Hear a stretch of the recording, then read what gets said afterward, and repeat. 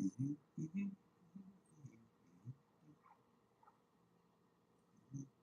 mhm.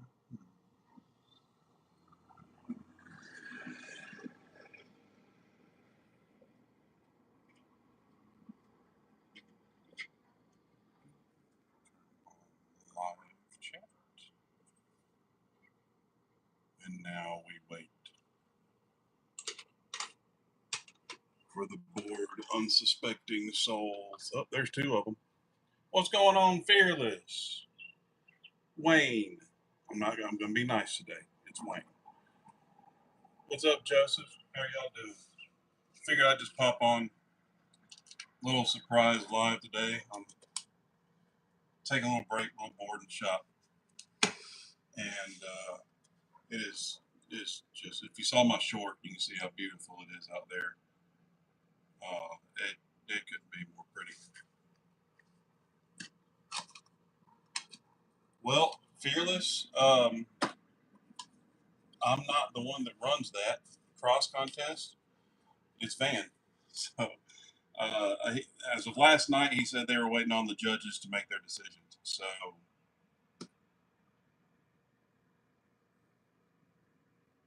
yeah, they're waiting on the judges to send their decisions. Um, Wayne, it after I hit, well, for me, it went over 50, under 50, over 50, then under 50 for like a month, and I just could not stay over 50. And when I finally sustained 50, I had already confirmed my identity and did all the identity stuff. Um, and it said a couple days after finally gained some stability, it said that I'll be able to go live within 24 hours. Well, then it took them another week with that on my screen to actually um, let me go live. So I think it's really different for everybody, to be honest. But that's my experience with it. If you've got a laptop, and I've heard that you can do it even on an iPad or tablet or something, you can still go live. It's just you have to have the minimum 50 subscribers to go live on your phone uh, and on mobile. So you can still go live without it, but that's just up to you. Yeah, if you've got, yeah, I remember something like that. There had to be something. Oh, there was another stipulation in there, but that's been like five 5 months ago for me. I honestly, I've slept since then. I don't remember. To be honest with you. What's up, John and Johnny, my neighbor? I got some new clock faces in that I am going to be putting in some more cross cuts, and I was working on this cross cut, cleaning it up today. This is a cut of sycamore. You can see all the cross grain and everything in the sycamore there. But yeah, I'm working on cleaning it up. Tried out my new electric hand planer today. It worked pretty good. I was pleasantly surprised. It was Wynn's 8 amp hand planer. That Joker did pretty good because I can't afford one of those big giant planers, and that wouldn't fit through there anyway. But yeah, oh, hand planer did pretty good.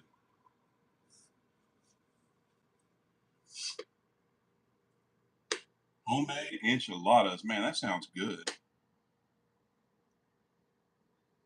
Yeah, Johnny, this sycamore, man, I've got a couple more slabs of it. Those would, I would think, would make some beautiful pins. You cut it up into blanks, and it's right now they're about an inch, inch and a half thick. Cut those into blanks, man. Those might make some beautiful pins. I've got, like I said, I got another slab up here. Hey, if you want it, you can have it. Actually, let me see if I can grab it real quick. I think it's over here. was going to keep. I gave one to John Aldridge. I was going to keep one to make a couple of clocks out of. I've also got a ton of cedar over here. And a few pieces of walnut I need to do something with. Yeah, this one I already, I can't really do much with it because it's already got a huge split in it. But that's from the same tree, sycamore. And if you think it's something you could do something with, you're more than welcome to it.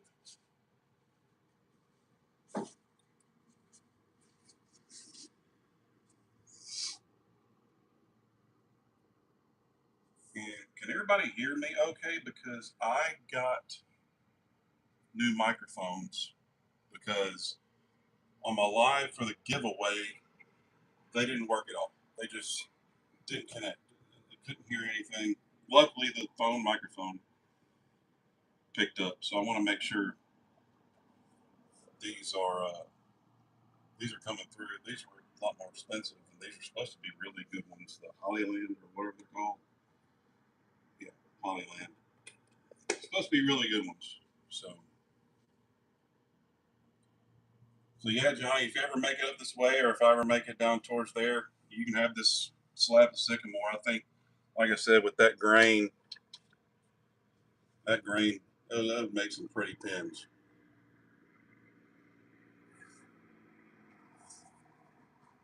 But that piece and its sister that I cut in half, those will be clocks that I'll be mounting these black face clocks in, which I think will be a really good contrast. That light, um, light with the dark. What's up, Trevor? My main man, Trev. Trev, he was really jealous of my weather down here.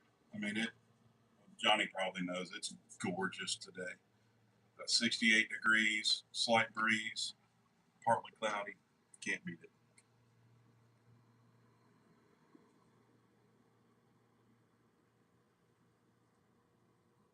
Yeah, Fox, I've been praying for your dad, my man.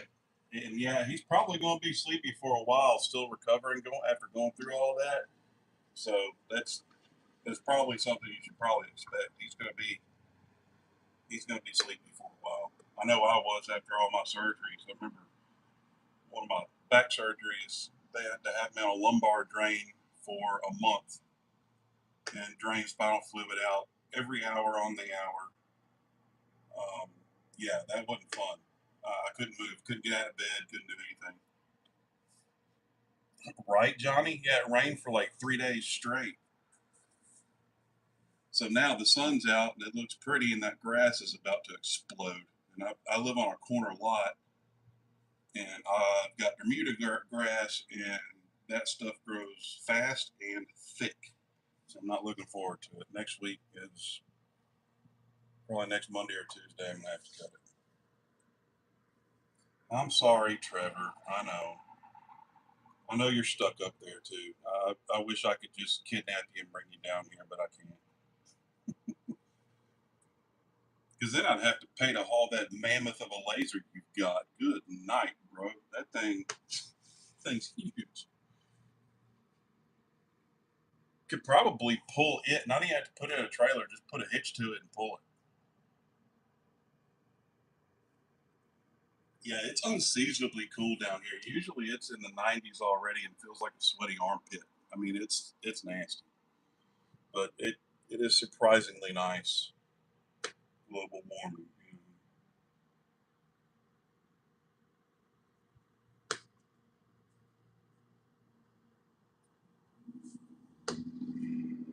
Yeah. By the way, my garage is open, so then I've mentioned before. Sometimes my neighbors like to, if they see the garage is open, they like to pop in. So they may come by and say hi. So if you hear me talking to somebody other than y'all, that's who it is. She's a sweet neighbor. Ooh, that whistle. She's a sweet lady. She's in her early 80s. Her name is Daisy. Miss Daisy. She's a sweetheart, and she likes to talk. What's up, Heather P? My other fellow Tennessean. Only bright side for me is I didn't put the blower on the tractor. Yeah, there you go. See, I'm being on this corner lot. I used to. I'm real finicky about my yard, and I keep it really nice, no weeds or anything.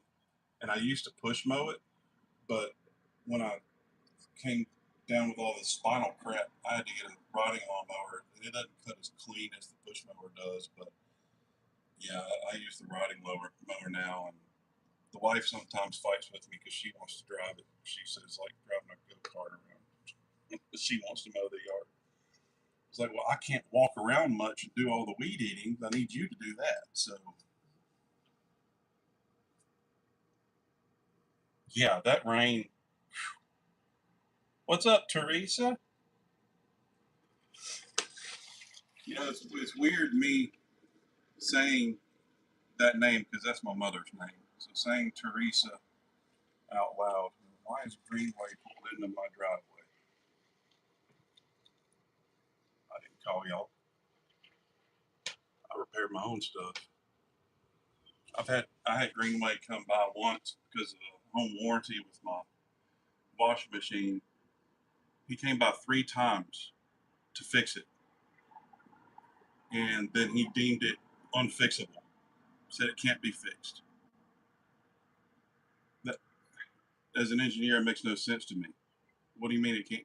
You could replace every single part on it. And he said, nope, can't be fixed. It's whatever. So they bought me a new one. Call you Terry. Is that what you go by with everybody else is Terry?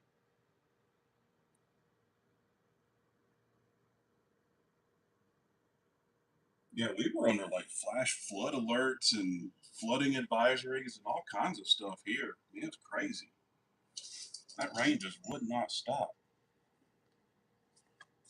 Who's texting me? It'd be my mother. But she's probably watching right now. She likes to lurk. And then she'll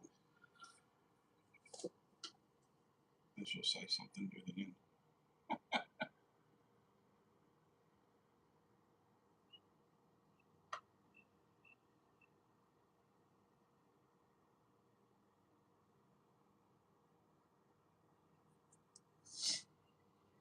What's up, Eric? They don't know, Teresa or Terry. They don't know what they couldn't fix. They replaced the motherboard, they replaced the motor, the direct drive motor, they replaced something else, and it still wouldn't work. And they just threw their hands up and said, well, it can't be fixed. Okay. I thought anything can be fixed, but they just said, nope, it's a lost cause. And they bought me another one. Okay, whatever.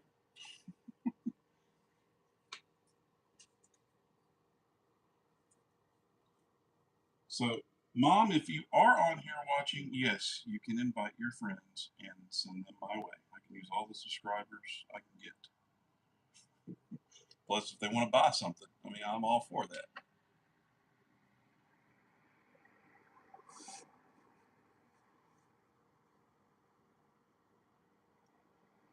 Yeah, I mean, they replaced the motherboard, they replaced the direct drive motor, still didn't work. They replaced something else. I think it was the clutch. Still didn't work. All right, Johnny. Yeah, hit me up on that. If you're ever gonna come up this way, let me know if you want that slab of sycamore. I will be glad to let you have it. There's really not much I can do with it. I mean, I can probably cut it in half and make a clock out of it, but it's cut kind of oblong. So I've been playing with the laser,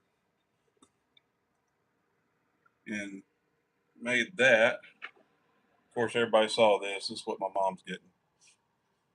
And then I don't like the way it kind of folded the bottom of this, but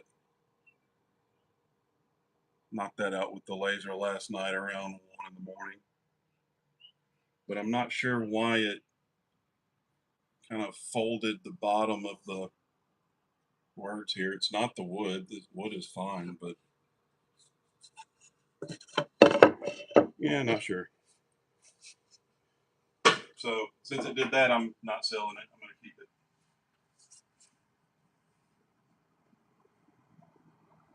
You'll get there, Teresa. I mean, this one, the only reason I was able to get this was because we actually had a really good weekend um, at our market last weekend. Uh, I mean, it wasn't like Elon Musk money or anything, but a little over 400, and which is good for us and good for woodworking this time of year. And no, Eric, it was actually the it was at the in the center of the burning area of the board because I don't like to get close to the edges just because of that. But no, it was centered on the board. It wasn't near the outer limit. So I'm not sure why it did that. I've got the file still open. I may get a scrap piece of wood and see if it does it again. What's going on, Norm? Aren't you glad you weren't the victim last night and it was Moya? But yeah, Teresa, that's the only reason we got one because we had a decent weekend, and I decided to get that because I was either going to get that or a lathe, and I figured this would help enhance what I'm already building and what I'm already doing instead of bringing in something new and learning how to do that on top of what I'm doing. I would have I preferred to go ahead and add and enhance what I'm already doing. I can do the lathe later. And this will, Trevor had a fantastic idea. Um, Instead of tracing the outline of things with carbon paper, I can do the outlines of my pyrography with the laser and then fill in with the burner. So that will cut the time by at least a third because I won't have to take the time to trace it. It's already doing it for me. And while that's doing it, I can be burning something else. So, yeah, that was a great idea. I mean, I had thought of that briefly, but I never really thought hard about it. And when he said it, it just kind of clicked. I'm like, bro, that's a freaking genius idea. That's going to save me a good third of my time.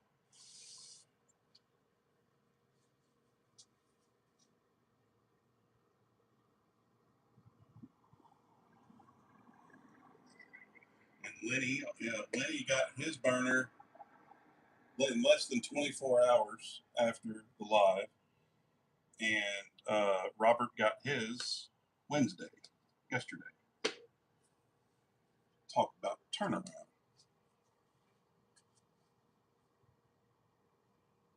Yeah, Nicer Bice is not here. She is at work, and my daughter is at work. She'll be home around 4 or 5. No, I figured I'd hop on, chat for a minute, just take a little break.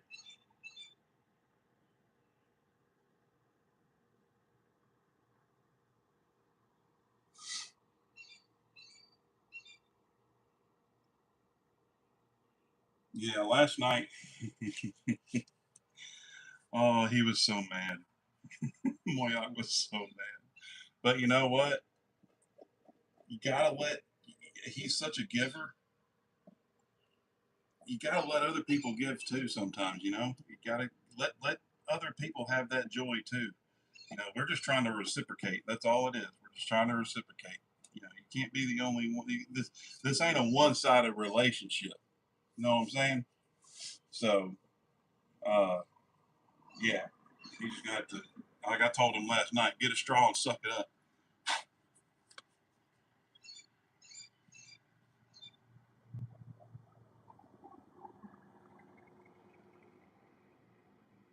Right? Green says, if you can't be handsome, you better get handsome. Hey, that's my life motto, man. I make myself useful. That's about it. My little sister is gorgeous. I mean, she's a beautiful woman. And I've always said, like, because all the guys always chased her during high school. I had to be the big, scary, big brother that chased everybody off. And everybody's always like, how in the hell are y'all related? And I was like, hey, mom got all the ugly out on me first, but I got the brains.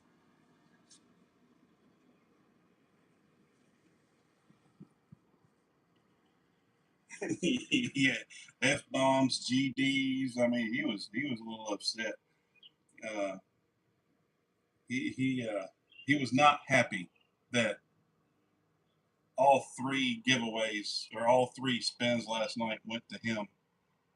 In a sense, the third one, I think they've made a deal where he has to come and see them, and then he's taking the box home with him after they visit. But yeah, it was good to see.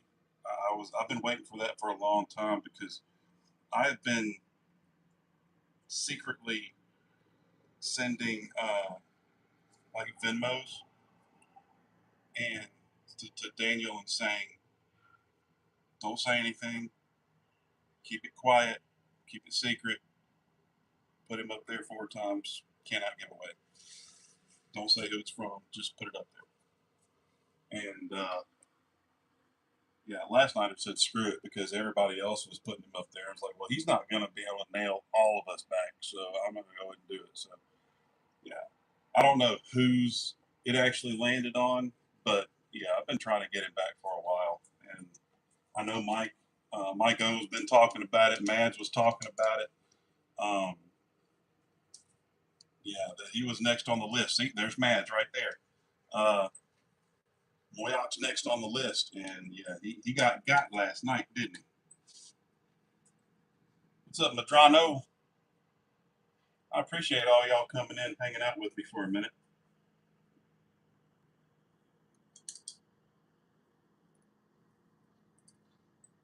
And the thing, I understand his mindset. I really do. I mean, I feel the same way. I mean, people are like, dude, you're next, Zach. You're next, Bryce. We're going to get you now. Look, Norm has already gotten me twice. I'm good. I don't need to be gotten anymore. There's Mr. Van Lot. See, I've done it to Van too. I got him too because he's the same way. He gives everything away. And I got to call and talk with Van for about an hour this morning. We had a good chat.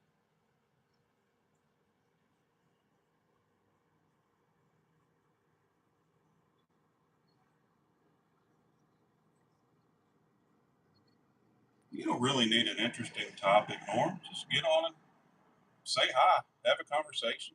Just hop on. You ain't got to script it or nothing. I mean, I'm not. I'm just hopping on here and hanging out with y'all for a minute because, well, I'm just taking a break from breathing in the sawdust.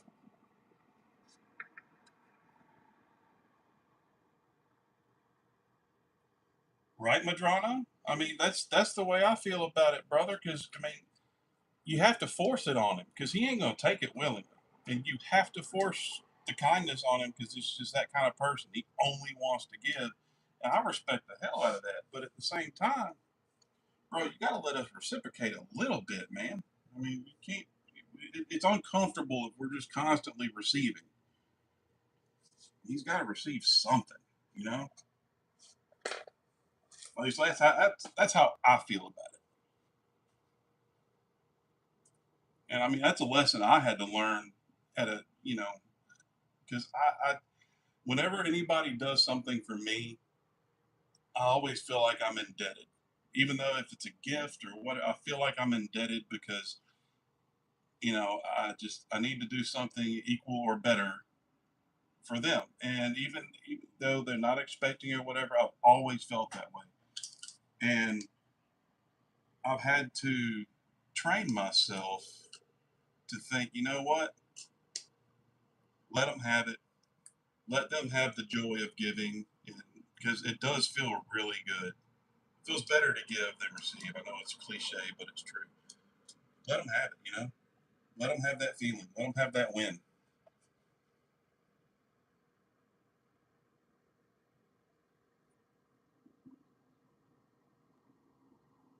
Yeah, exactly, Madrano. That's how I feel, man. Yeah, yeah, Mike. Yeah, I mean, I've got. I think. Oh hell, Norm. See, stuff like that that Norm just put on there. That right there is the reason why I don't plan on monetizing. I'm not. I ain't giving y'all the ammunition. I'm not doing it. But no, that's just yeah. I feel the same way, Mike. I think I've gotten 3 or 4 boxes, watch, the clock, and two of the things Norm freaking dumped on me. Now he says he ain't done with me.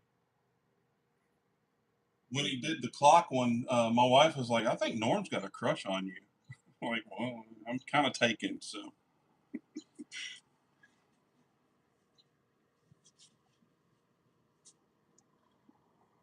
right, Joseph. And it's like Van says, be blessed and be a blessing. Well, there's greater joy in being a blessing than being blessed, in my opinion. And when you push back and don't receive something that someone's genuinely trying to give of themselves to you, then you're robbing them of that joy. And it's really hard for people like me, and I'm assuming Moyak and Norm and you know everybody that loves to give. It's hard to learn that lesson, because I just don't like it. I don't like receiving stuff. I mean, my father, which he passed away in '08. Um, he he was not really a giver. He was a taker, and I think that's why I have the mentality I do. Because I mean, he owed people money, borrowed money from people all the time, owed them and never paid them back, and all that stuff. And I just, yeah, I think that's why subconsciously I'm like that. I don't want to be like that. But yeah, it does. It just feels so much better to give. It really does. It makes somebody just the smile on someone's face. That's what I like. That's the fun part, and I know that's why they do it.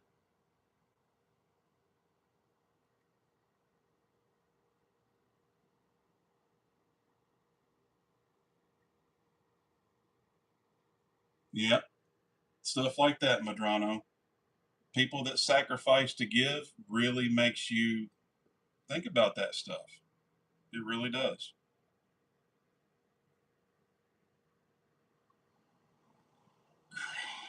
Now I'm on Mad's list, and just for warning, if you're on Mad's list, that's not a good thing. Ask Mike.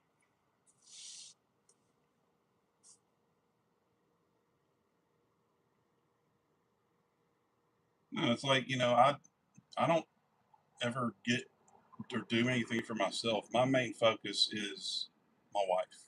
That's it. My wife and my daughter. They're they're all I ever do for, and that's because that's what makes me happy. Making them happy makes me happy. That brings me more happiness making them happy than doing things for myself. So yeah, and my wife feels the exact same way about it, which is why we get along so well. We've been married for 10 years. We've never had a fight, never had a real argument, never been in each other's throats or even raised our voices. It's awesome. And there's the man, the myth, the legend, Mr. Bearded Viking. Yeah, we were just talking about how mad Mr. Moyock got last night. He got a little upset. What's up, Steve?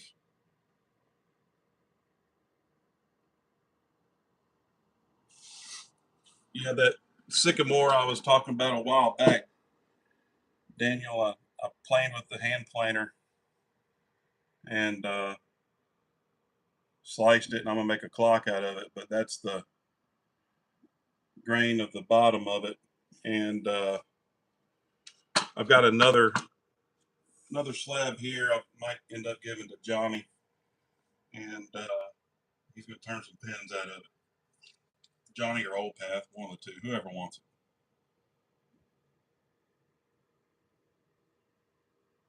Just because they're close. Johnny's about 30 minutes from me. Old Path's about an hour.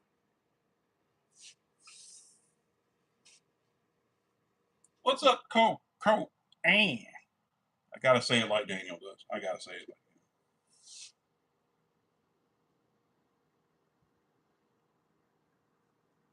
My honey's handmade is Steve.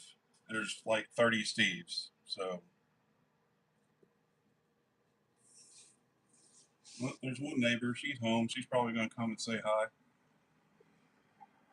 That's Miss Debbie. It's not Miss Daisy. It's Miss Debbie.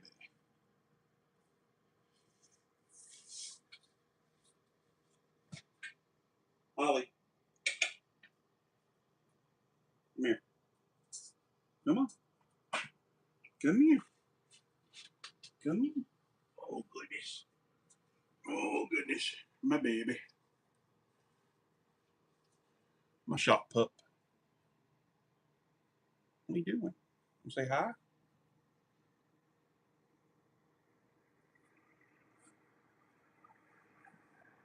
This is my baby girl. She's 3.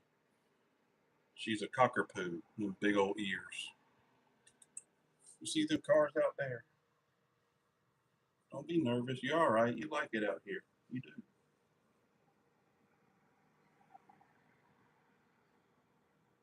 Mhm. You do.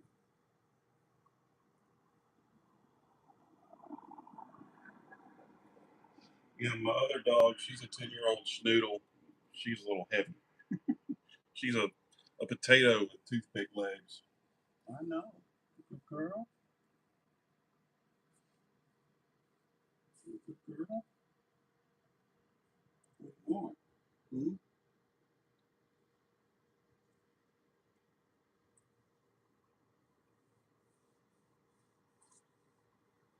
No. I am. I am. There you go. Yeah, my cat, my older cat is Missy, and the little one, the little black cat, she is Debbie. You hear out there? You hear my flag? My America flag?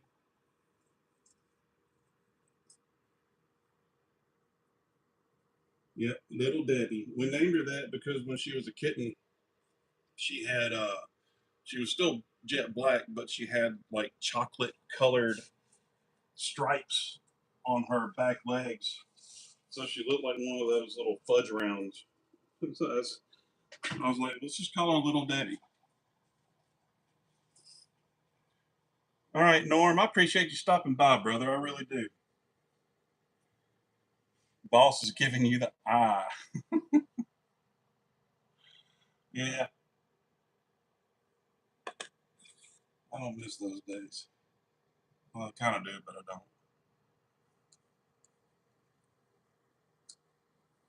Mike, I have seen pictures of your dogs and they are gorgeous.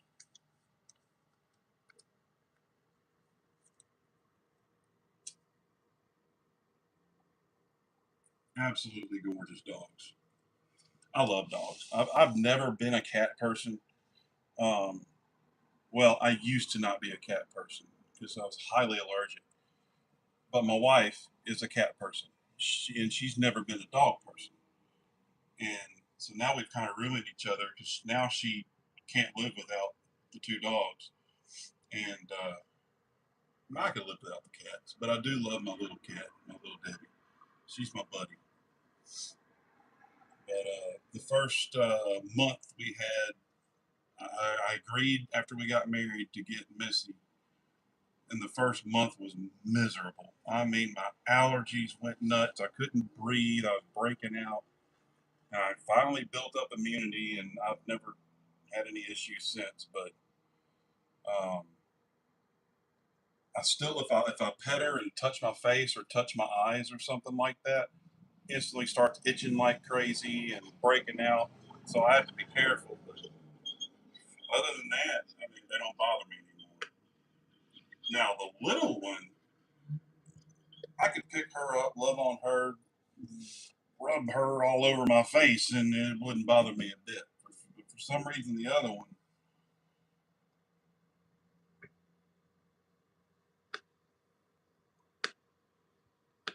right, Eric? They do seem to do that. And cats, I, they've always been little jerks to me. I don't know what it is about me and cats, but it's just natural mortal enemies, I guess.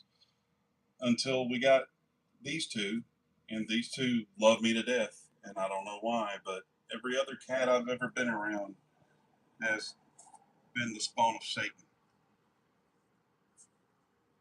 My dogs? I've never met a dog I don't get along with. But now, I mean, when we first got married, Amanda didn't want the dogs or the dog at the time sleeping in the bed with us.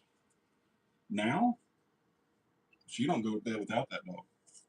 That dog is at the foot of our bed every night, and she can't sleep without it being there.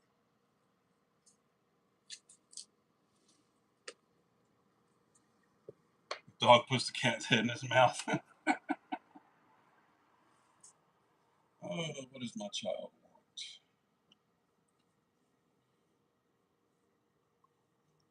A couple of my coworkers are worried about this new hantavirus that showed up. I don't know what that is. What's this hantavirus? Does anybody know? This is the first I've heard of it. I don't know what she's talking about. Yep, 100% right, Joseph. The dogs are there to be our companions. Cats are there for us to serve them. The rat poop disease. Oh, yeah, that's right. That's right. Hantavirus. Now I remember what it is. It's like people have if they have mice or rats in your car or whatever like that. That's why you have to have it fumigated, bleached, all that crap. All that crap.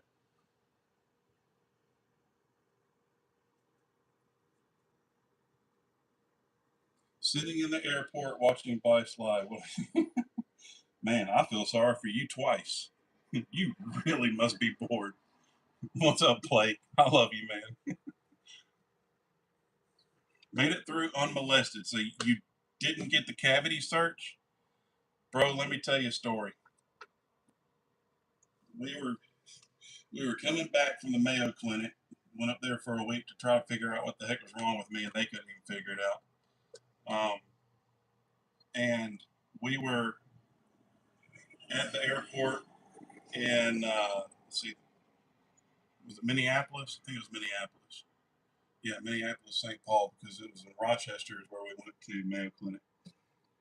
So we were uh, we were standing in the security line, but we were Delta Diamond member or whatever in the express security line, supposed to go through a lot faster. Well, we're standing there just waiting, waiting, waiting, and they're letting other people from the big long line go through ahead of us. And we watched that line filter out three whole times before we even got up to the front of it. And needless to say, all of us in the line were pretty pissed off. Well, my wife started, you know, mouthing off to the security lady, and they started getting upset. And my wife said, "Well, I'm going to," or the lady behind us said, "I'm going to file a complaint." Well, the security lady thought it was my wife that said it, had her supervisor come over, and they started asking us a bunch of questions.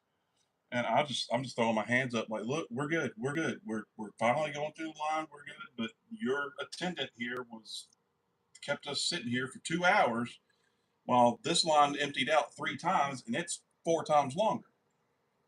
Yeah, Amanda was still really upset, and I was really worried she was about to earn us a complimentary cavity search. It was, woo, because they had the security supervisor, the TSA supervisor, and 3 other people come over and just kind of surround us, just me and her. And we weren't even really the ones mouthing off to them, upset. It was people behind us. But the old lady that was running the booth, checking everybody's license and stuff, was swearing up and down it was us. I'm like, I'm telling you, lady, it wasn't us.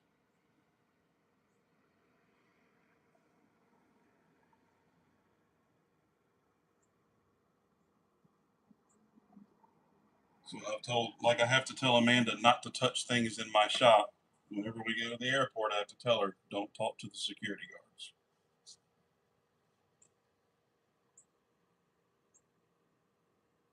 Yeah, Steve, I appreciate the recommendation on this thing. I like it. I like it a lot. It's going to help out quite a bit, I think. I mean, mainly I got it to engrave my logo on the back of my items, but I'm playing with it, doing some other stuff too. And I'm really having a lot of fun. I didn't go to bed till about 1:30 last night or this morning because I was just sitting here in the garage messing around with it with the door open at 1:30 in the morning.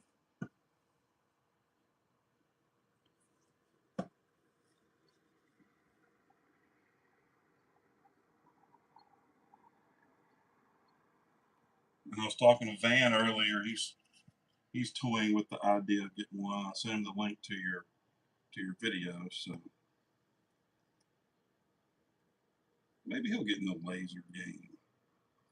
But I just wanted to get one. I've been thinking about it a long time to complement the work that I'm already doing. I think it's going to come in quite handy.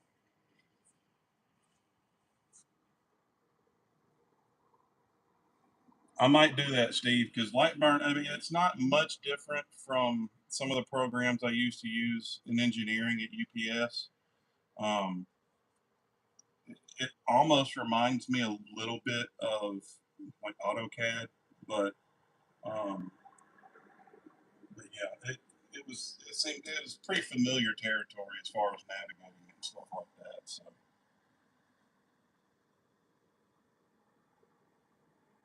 oh, awesome! Yeah, Grumpy's gonna like that. I like Grumpy. Grumpy's such a cool dude. If y'all ain't subbed to Grumpy, go check him out. Hit him up. Grumpy's one of the coolest dudes on the planet. Hey, there you go, Steve. That's what I'm talking about.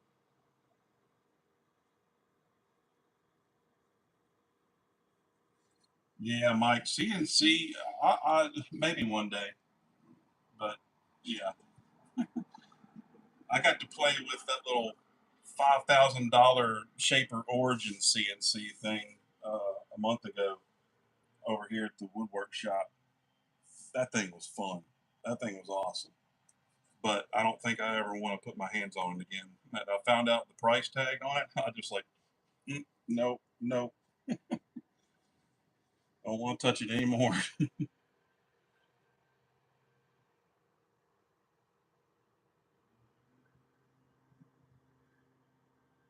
That shaper was cool. It was seamless. It was very reactive. Like it's reactive to like the hundredths of an inch. I mean, it was the tenth of a millimeter. You come off the line of the path that it's set. That router bit starts raising up, and yeah, I mean, you can't mess up. You cannot mess it up. It's $5,000 for that thing.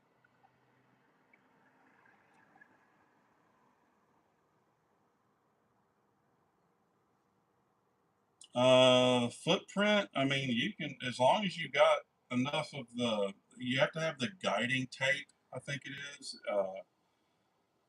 and it can. I don't remember what the depth is that it can cut.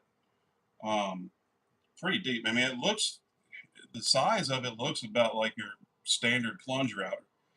Um, but yeah, it's as long as you got the right file and enough tape to guide it.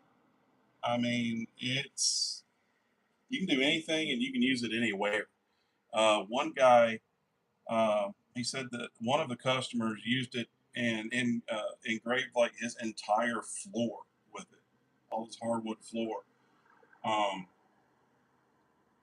and then did it like epoxy or something over it. But yeah, he did a lot of work with his floor with it, and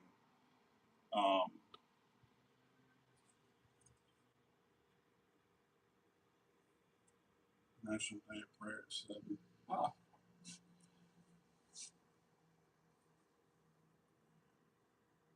yeah, bourbon. I forgot about that. Yeah, he used it on his floor inlay too.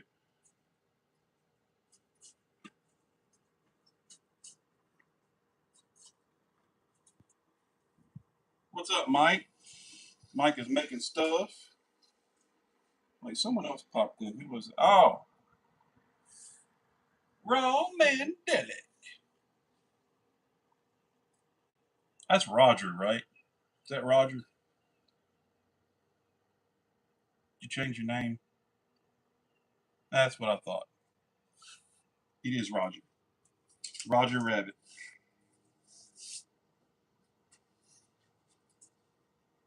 I always try to remember everybody's first names.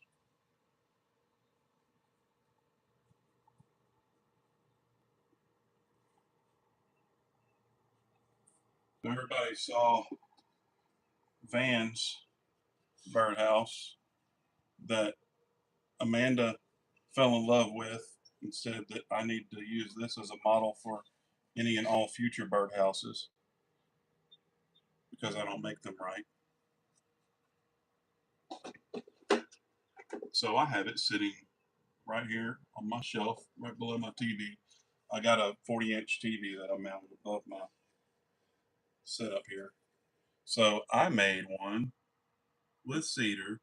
So if I improved it, Van, I've got a door that opens up on mine. You can clean it out. How about that?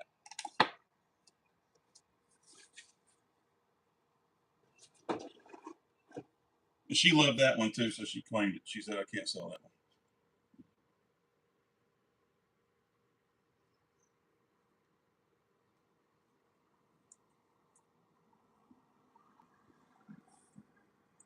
That's right, man. Everybody loves free stuff. I love that free like button. 4 minutes to your meeting. Have a good meeting, Mike. I appreciate you stopping by, my friend. Hang out with me for a little bit. Like I said, I just figured I'd hop on live. I'm not really doing much today. Um, I'm just sitting out here enjoying this weather. Really waiting on one of my neighbors. They're probably going to go on their walk in a minute. They'll come by. They may not like being on a YouTube live, but we'll see.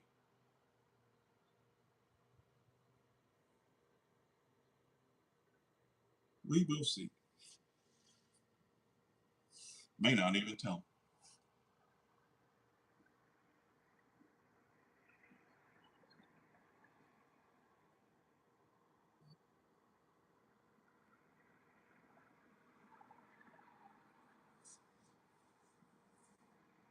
South Georgia Laser 3D Printing. Who that? I don't think I've ever met you before, unless you just changed your name too. Well, I hate you have to go, but I'm glad you stopped by. You take care as well. Summit Roofing.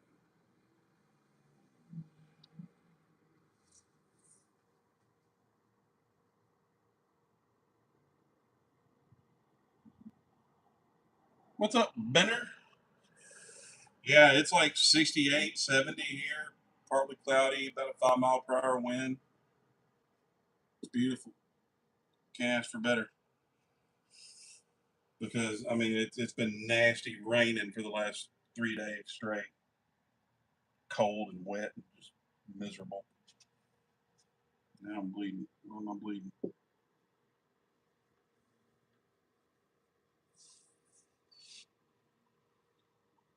Saw you on. What's up, Whiskey? How you doing, my friend?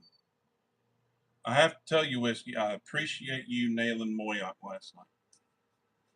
I really do.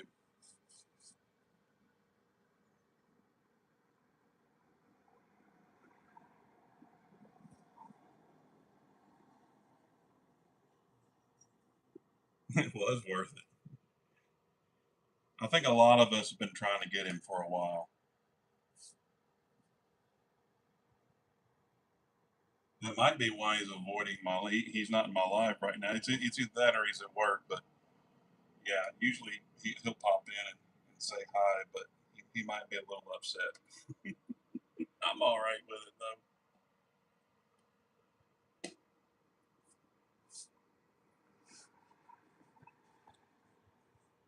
What's up, Mr. Kid? How are you, sir? There was something else I was going to show y'all. I forgot what the heck it was. I know I got a mail call today. I did a short on it. Hobo Hideaway, Tim List, and the Shoops. Now, I've heard their last names said differently. Does anybody actually know the right pronunciation? Is it the Shoops?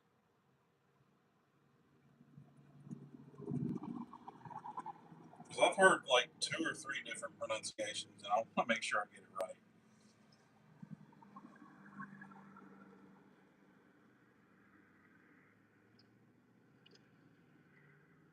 Heck yeah, better get some content out there, man. Yeah, get some stuff. I mean, you can go live on a iPad or your computer anytime, but yeah, mobile's just so much easier. Yeah, Chris, I'm doing fantastic. I'm having a good day today. Nice weather. Building some bird houses, and I showed it earlier, but this is the sycamore that I tried out my new electric hand planer today and cut it in half. I wanted to make a clock out of it, but that I love that grain in it though. Sadly, it's a cookie crosscut, but I got some more sanding to do to clean it up a bit, and I'm gonna make a clock out of it. I got some black face clocks I think will look really good. Nice contrast with that light sycamore.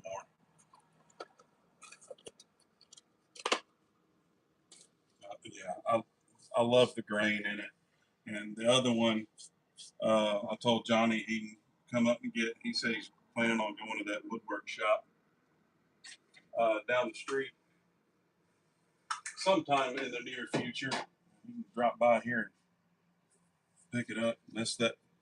I think today I'm going to do another rosewood box. This is that other piece of Bolivian rosewood.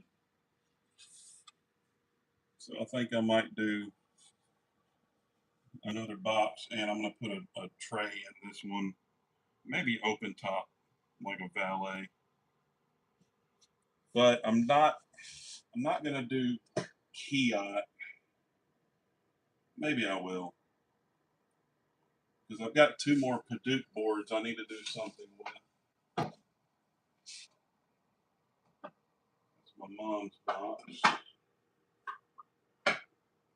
I need to take over to her for Mother's Day and her plaque. Of course, this is my other Bolivian rosewood.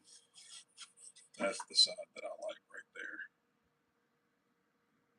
Ooh-wee, nice and shiny. And the Kiat and all that good stuff.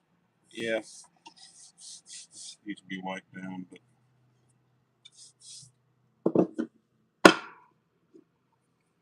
yeah, that Bolivian rosewood turned out really pretty. The chatoyance in it is just gorgeous.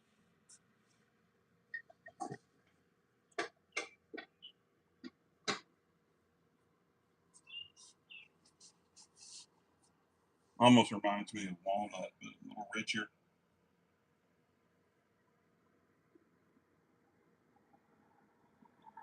Looks fake, yeah, right. Yeah, I mean that.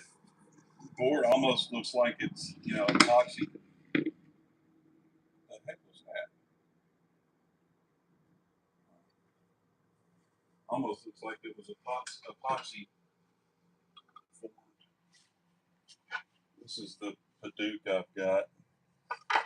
It's a little dusty right now. I really like this one. Both of these are 1/2 inch S4S. I think I'll do boxes out of those, probably with the key out top. I'm not sure I like the Paduke with the rosewood.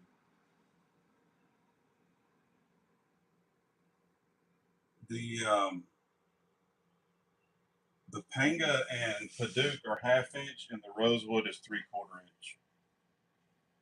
And I would have resawn the rosewood, but then I felt like it might be a little too thin, and also my bandsaw is not big enough to resaw it. So that rosewood box is a little hefty.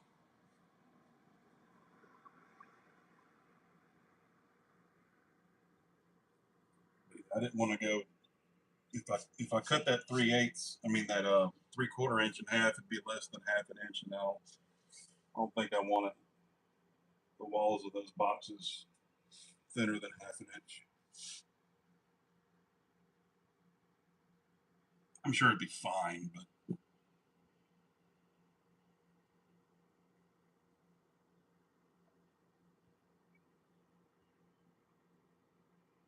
the Fiddleback Claro walnut. Let me go grab it. I don't think some of y'all may not have seen it.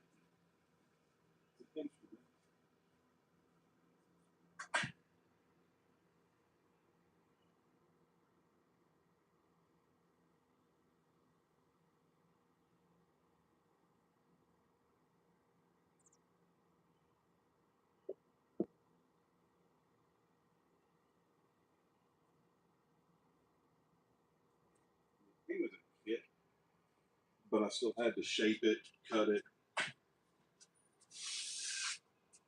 and all that stuff.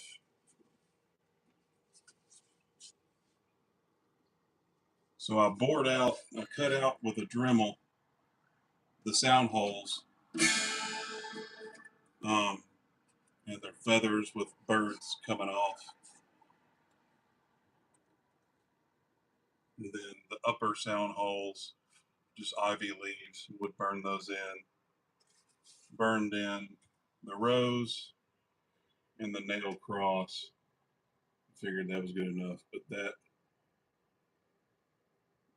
that top,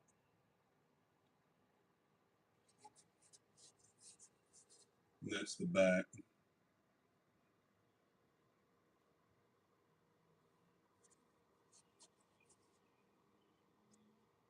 But yeah, I mean, yeah, I fell in love with this the second I saw it, and I said, I gotta have it. Of course, it didn't look anything like this when I first got started. Uh, but man, the second I put that, well, y'all know, y'all seen Daniel do it. The second I put that finish on it, dude, it just exploded. So yeah, that's my little. That's probably the prettiest piece I've made. Um, that took mm, about a week. Yeah, about a week. Nailing in the strings but yeah, right now it's a little out of tune, but yeah, I had to space and cut the slots for all the fret wire, cut the fret wire. You have to be super careful putting that in, or you'll dent and ding up the wood, and make sure you put it in far enough to where it'll stay. But yeah, that's probably my favorite piece. And of course, with my wife being a musician and it being an instrument, it's her favorite too. Oh, there's my mother. Teresa Jones. Everybody say hi to my mama. You can blame her for y'all having to watch me.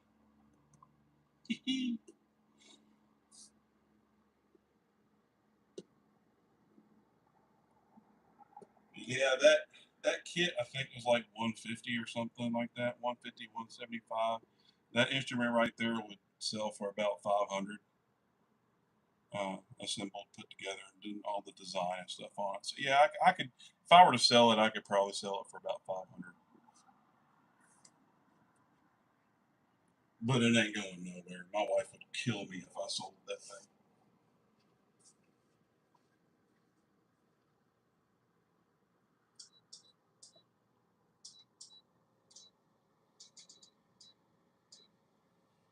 She is she's an instrument hoarder. The next one, yeah, maybe I ought to get another one. The guy I got it from, he owns the Dulcimer store in Branson, Missouri. That's where I got the kit. Um, Maybe I ought to get another one. It's been 6 years since I did this one, 6 or 7. Oh well, thank you, Cheryl. I don't know if it's the most beautiful I've ever seen, but it is pretty. It's just that curl in that wood, that tiger striping effect. I mean, it's just, yeah. I went through a lot of the kits he had there, and that one just instantly snagged my attention. I had to have it.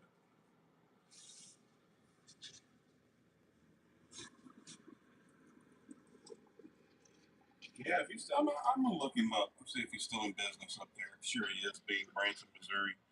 Um, and the dude, he could play the crap out of that dulcimer. Man, that guy was good. Hopefully, he's still around up there. I might have to check it out and see, since I'm back into woodworking and stuff. So this is the box I made my mother, because it was my very first one since she's decided to grace us with her awesome presence. And she wanted legs put on it. So I put like just little Padook strips there. So what do y'all think? Is that something I should add? Yes, it's a feather duster. No, I'm not kinky. It just works really well getting all the dust out of the divots in the wood. So yeah, that's the one. I picked this because it's probably the prettiest piece of Padook that I had.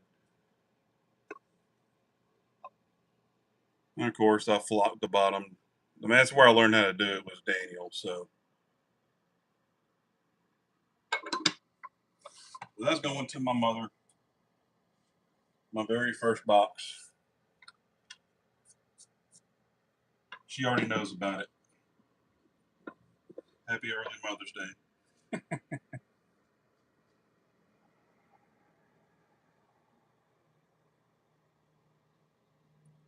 Ooh, a harpsichord. Boy, I bet that took a lot of time. I bet that was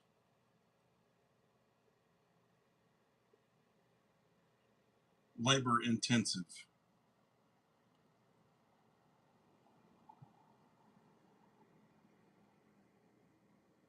Oh, flocking wonderful. What the flock?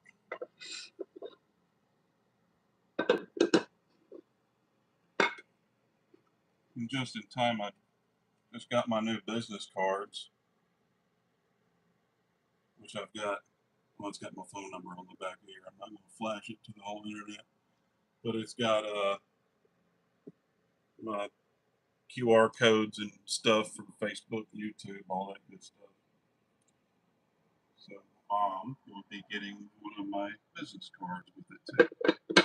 And she said she's buying that other plaque I made, which she knows I'm not going to accept it. She knows she's crazy.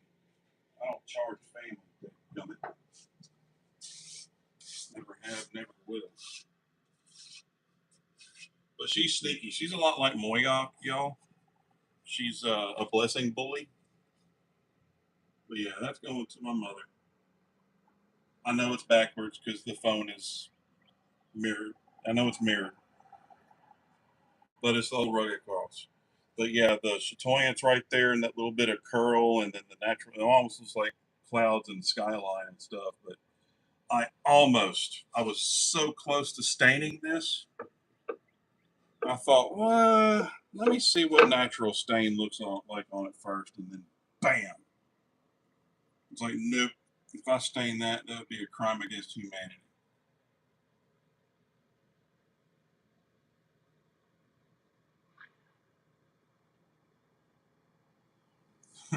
Mike.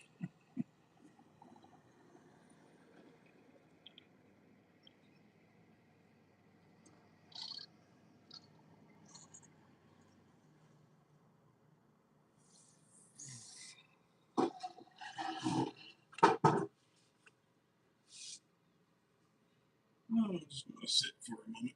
Don't flocking stop.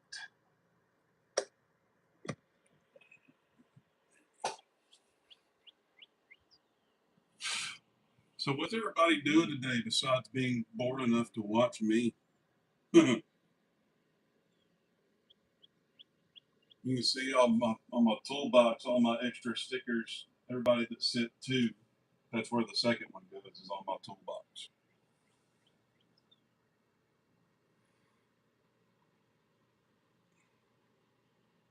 So, does anybody know? Did I pronounce the Shoop's name correctly? Does anybody know? Because I've heard one part or heard somebody say it was actually Shoups or Shopes. I've heard Shoups, Shopes, and Shoops. Well, it's spelled Shoops. The internet says it's pronounced Shoops. I want to make sure. I mean, they'll probably go live tonight. If they do, I'll ask them.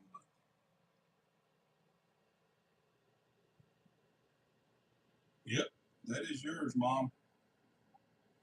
Also, I made this last night at 1 in the morning on the laser. If you want it, you can have it too.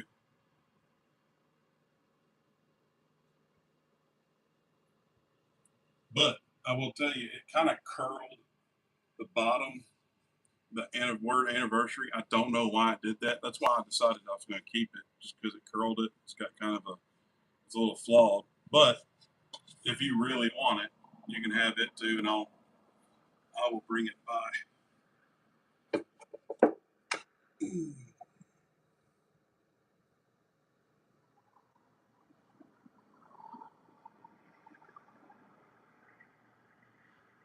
Yeah, sure.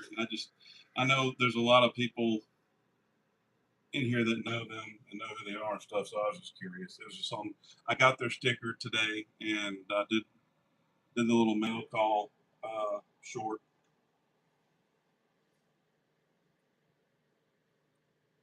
You don't like the laser? I don't like the laser. I love the laser. It's cool, but for some reason it it kind of folded the very bottom of the wording down there. I'm not sure. It wasn't on the. It was dead center of the board. It wasn't at the limit of the frame or anything. So I don't know why I did that. I'm just not. I like the laser, but it's not going to replace my pyrography. Like it's not going to replace the hand done stuff I do. If anything, I'm going to use it to, you know, what's the word I'm looking for? Not enhance my pyrography, but kind of speed it up a little bit. And I use it to because I can't hand pyrograph my logo on the back of stuff. So I'm going to use the laser to put my logo on my work. So that's the main reason I wanted one. But I'm not going to make a lot of pieces like that eagle with it because, like I said, my main focus is pyrography.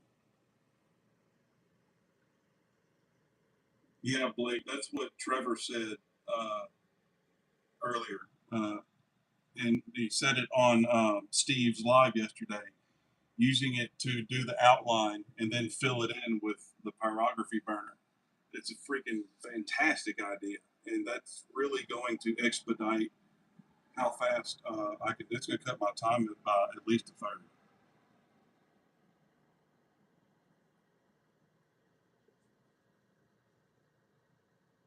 All right, Whiskey, I appreciate you stopping by, my friend. And again, thank you for getting more out last night. I appreciate that. I know he does it, but I do. The rest of us do. The laser I got is one that Steve recommended a couple months ago. He did a review on it. It's the Whizmaker wand. It's a 12 watt. It's a 300 millimeter by 300 millimeter. Um, for an entry level laser, I would say it's fantastic. Uh, so I mean, if anybody's looking to get an entry level laser or get into the laser game, and they just want something that can get them started, this is a good one. And go to if you're going to get one, at least go check out Steve's video. See if I'm going to go see if I can find it. Check out Steve's video, and he's got a link to it, and he gets some compensation, if I'm not mistaken, for using that link. I'm all about helping my friends.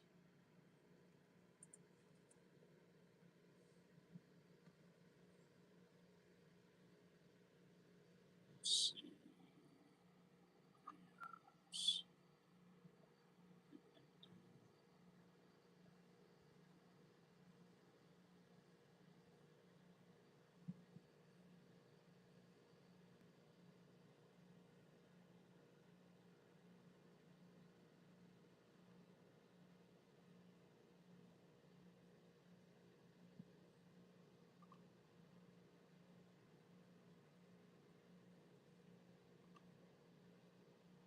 I'm not used to navigating on a computer.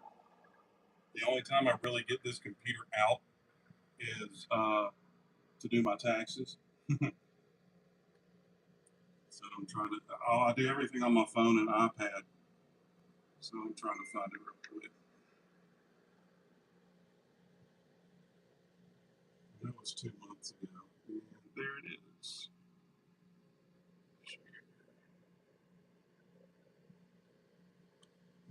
Copies.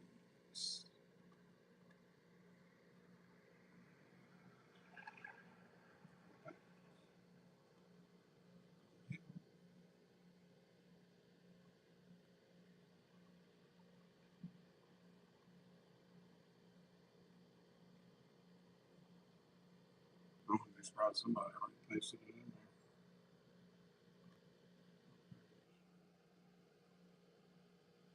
Oh yeah, I guess I could have made you a mod. You know what? I'm gonna go ahead and do that anyway.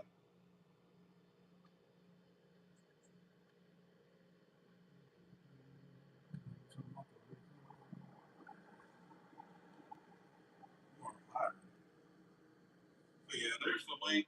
Check out that video. It does a good review on it. There's a link in the description to go get it, and he gets a little something for it if you actually purchase it through that link. I mean, you don't pay any more for it. So, uh, absolutely, Steve.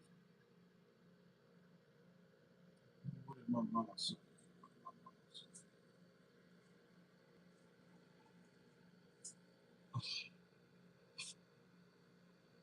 All right, Mom. I love you.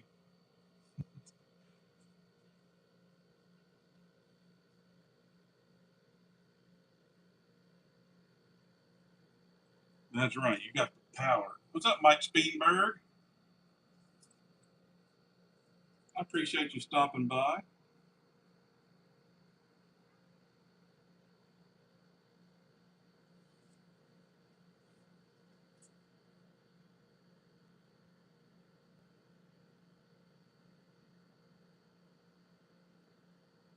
Other.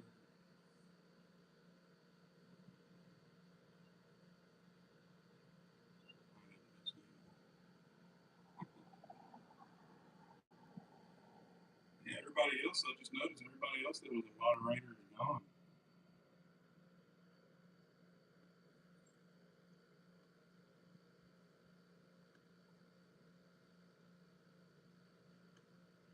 This might be a mistake because he likes to accidentally delete people's comments. But Mike, you're hired too, brother. Oh gosh, yes, Steve. Share away. Share. Get everybody's channels out there. Whoever needs shouting out, shout them out to the rooftops, to the walls. I'm not singing the rest of that song.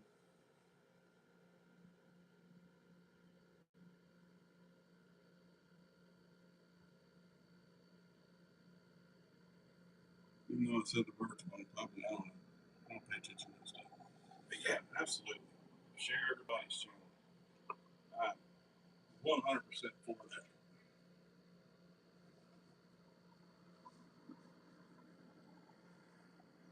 Get to the window. That's it. I knew Eric would know. I knew Eric would know it. I don't listen to all that newfangled hip hop stuff. I'm old school. I listen to classic rock, uh, Metallica, 90s grunge kind of rock. Mainly classic, like Rush. I love Rush, stuff like that. Yeah.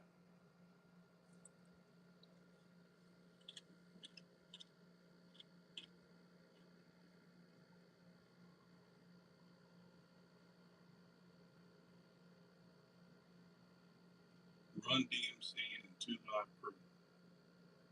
Hmm. No, I wasn't Run DMC. It was 666 Mafia.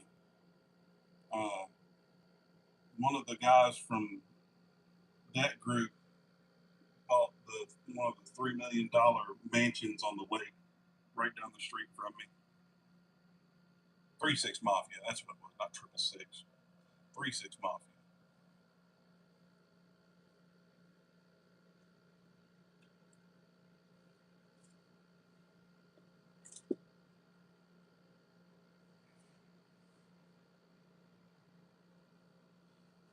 Two Live Creek. Yeah, when we were on the lands, oh, what band was it that they mentioned that Amanda didn't remember or didn't know? I can't remember now. Motley Crue? I don't remember. I'd go back and watch. But yeah, she didn't know it. Just boggled their minds because I mean she's a music person. She didn't know that.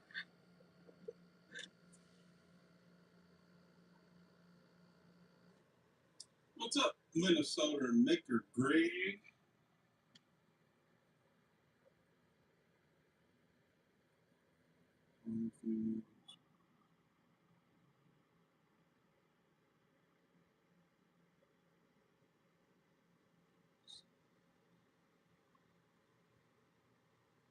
Oh, oh yeah, I forgot. Mads is a mod. Mads, I would feel very uncomfortable yelling at you. But I made Mike a moderator, and it's good.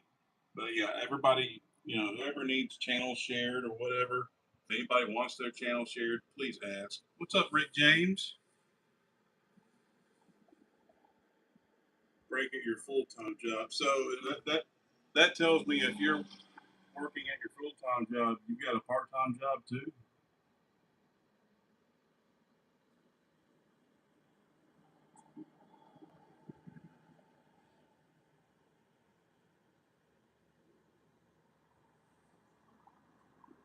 What's up, Razor? How you doing, brother?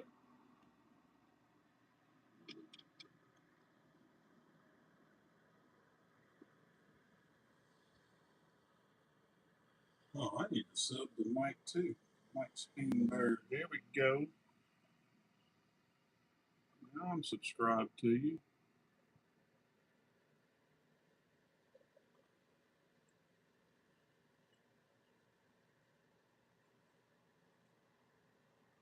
I don't even know where it went.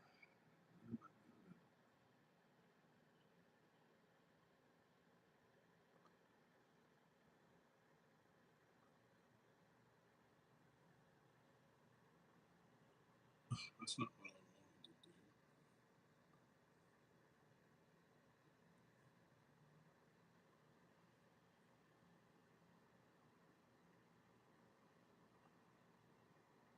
It's so much easier to do from the phone. It's two taps and it's done.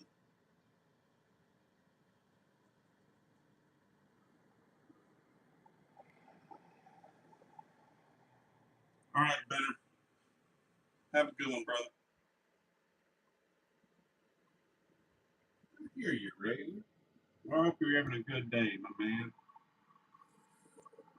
I showed everybody else. You may have seen it, but my dulcimer I made years ago, fiddleback Clara walnut, hand pyrographed the neck fretboard, and dremeled out the sound holes. Ooh, I love this piece.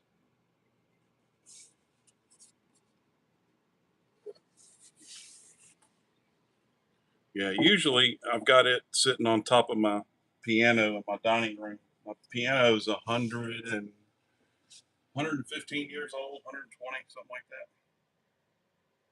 I need to have it tuned.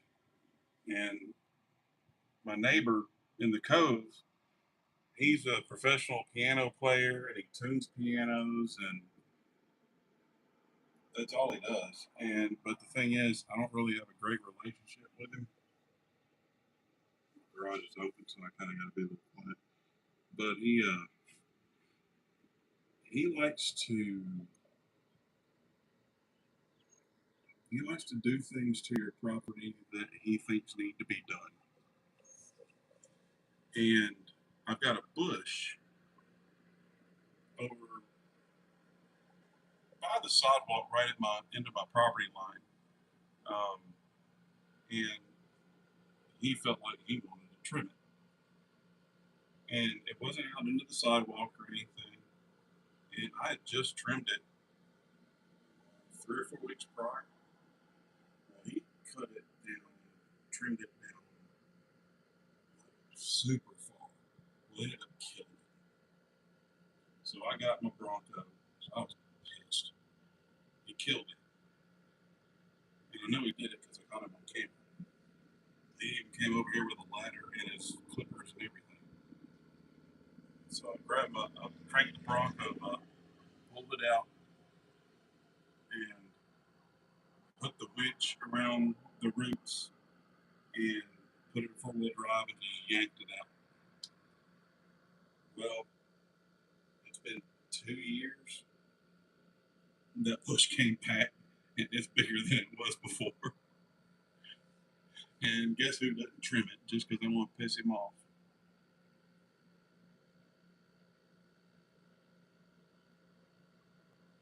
I told him, I said, dude,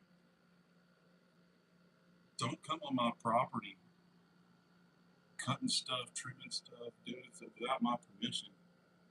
So next time you step foot on my property and do that, I'm calling the police and I'm gonna charge you with vandalism.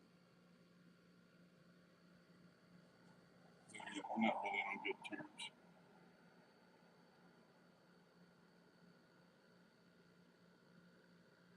Like, he's told other neighbors like gotten mad. Like, you need to do this, you need to do that, and it looked better if you did this. I'll come over and do it myself. Like, no, you're not stepping foot on my property. He would try. I told him, you come back on mine and kill my stuff again, you're gonna get hit with the charge, buddy.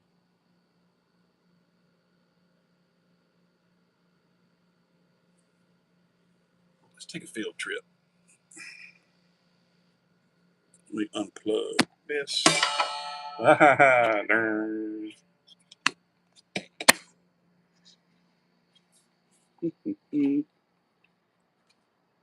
Booyah. Ain't it purty? So that's what it looks like across the street.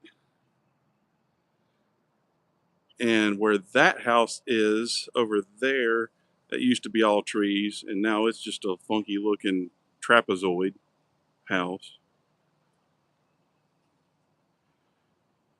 Then America. There's my gigantic weeping willow I planted when we moved in. Planted as a sapling. Now it's 30 feet tall, something like that. So the bush I was talking about that he cut down, and you might not be able to see it too well, but that's it right there between us and that van. Yeah, he pissed me off. It's like, bro, don't come on my property destroying all my stuff just because you don't like the way it looks.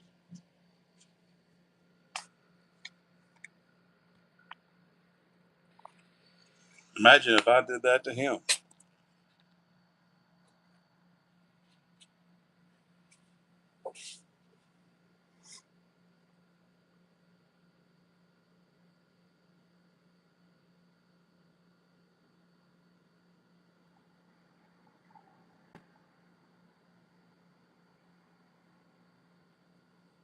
All right, Steve, I appreciate you coming and hanging out with me for a little bit. I probably ought to hop off here and get back to doing something. Starting to warm up. My brother-in-law is going to be here soon. What's up, Harry White? Yeah, I haven't talked to him since Razor, and I mean I've talked with his wife is Miss Daisy. She's a sweetheart. I love her to death. But you're good, Harry. Man, ain't no big deal. I ain't worried about it. I'm just glad you're here, man. Happy to have you. Ain't nothing really going on. I'm just sitting here running my mouth. Yeah, yeah, Chris. And I mean, I've got protection here, and I ain't scared to use it. I know how to use it very well. But I mean, I ain't threatening to use it on like something like that. But yeah, if you just don't, that's just common decency. You don't go onto someone's property and start, doing yard work and tearing stuff up. Because the reason it killed the bush is because it was during a drought and he trimmed it way too short.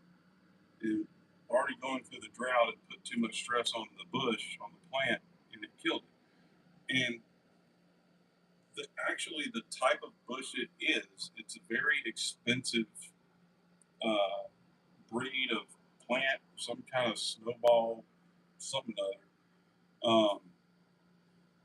Because I had a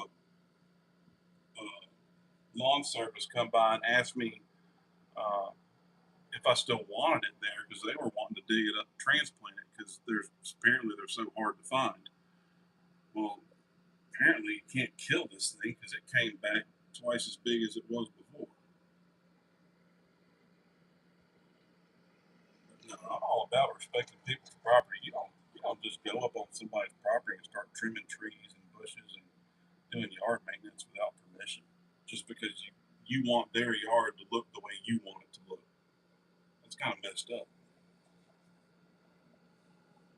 I mean, if it was, I was going to say if it was anywhere in Memphis, you can get shot, but you can get shot for far less here in Memphis.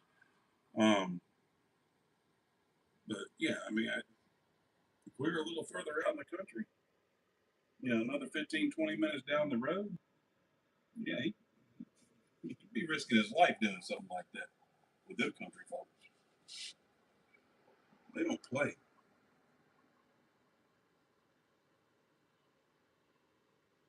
Trespassing to target practice.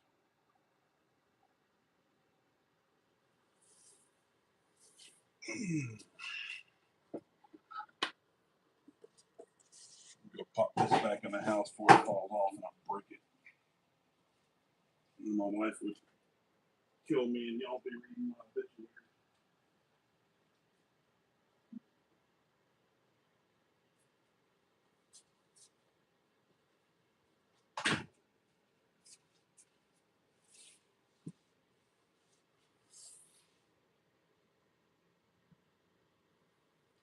Yeah, we had rain for the last 3 days straight, Chris. It's been just a soggy, cold mess.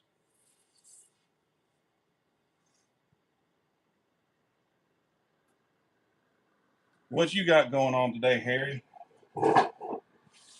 Building some more planters and cooler boxes and stuff. And if anybody is not sub to my man Harry here, let me go.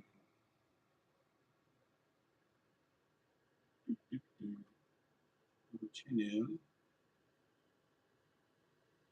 Y'all need to sub to Mr. Harry White. He is a fantastic guy, and he needs some more subscribers. Everybody needs some more subscribers.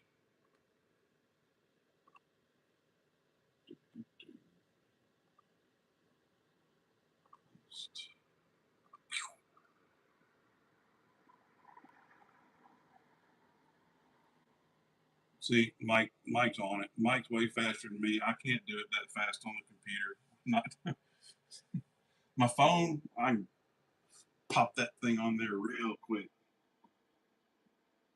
But yeah, Harry White does some good work. Super nice guy. Go check him out. Awesome dude.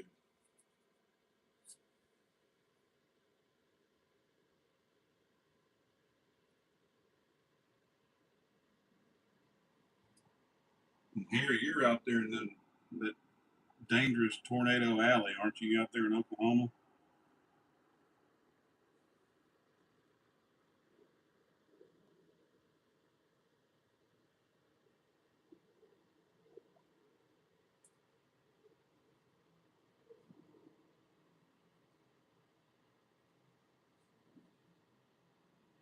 I've been through my share of tornadoes, man. I was in 2019. I was at work at UPS at the hub at the airport in North Texas. Close enough. And little F2 tornado hit the airport at like 5:30 in the morning and flipped a fully loaded 53-foot trailer, picked it up, tossed it 3 spaces over, about 30 feet from where I was standing. I was in the building, and um,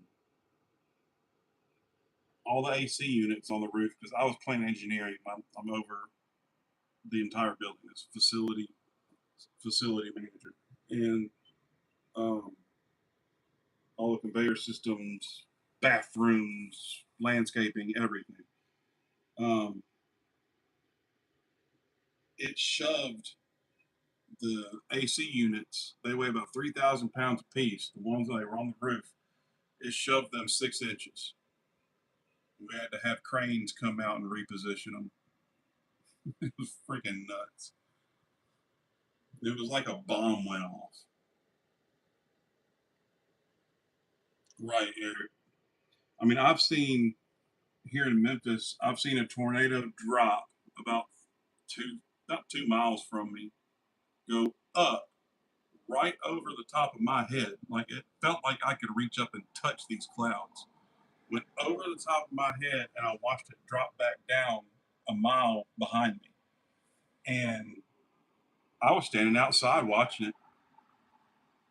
All my mechanics were inside crying like little babies, but I was standing outside. And the thing is, when it went over me, everything got dead still. Not a bird was chirping. It was the most eerie feeling I've ever had. Like it felt like time stopped. Like it was freaking weird. But I'm sitting there watching those clouds, and it's just those clouds look like boiling water just going right over the top of my head. Yep, that's just what we do. We just go out there and look at it. Can't you just look at that? Right, Harry? Yeah, I want to see it, dadgummit. I mean, when I was growing up, I wanted to be a storm chaser. That movie Twister, that's what really solidified it for me. I wanted to be a storm chaser. I wanted to run down tornadoes, take video, all that. That's what I wanted to do. And yeah, of course, that didn't work out. But yeah, I love it. It's seeing nature's wrath like that, just raw, and I mean that's just something you don't see every day. So yeah, you want to see that stuff. Yeah, the first one, the good one, the real one. And then didn't they recently remake it and they gender swapped the roles or something like that? And,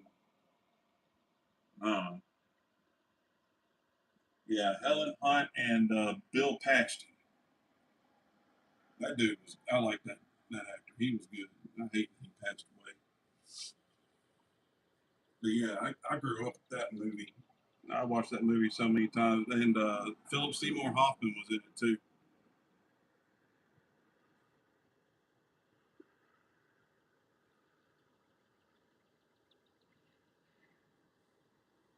But the scene where they're hiding in that mechanic shop at the drive-in theater, that was what it. I mean, 100%. That's what it was like in the hub when the tornado hit the building I was in 2019, and I mean stuff flashing and flying around, paper and dust, and just yeah, woke it up. Yeah, I'm sure they did. Everything's woke up. It's so stupid.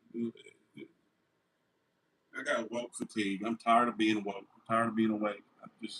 They just need to go back to sleep. You know, I mean, we're tired of it.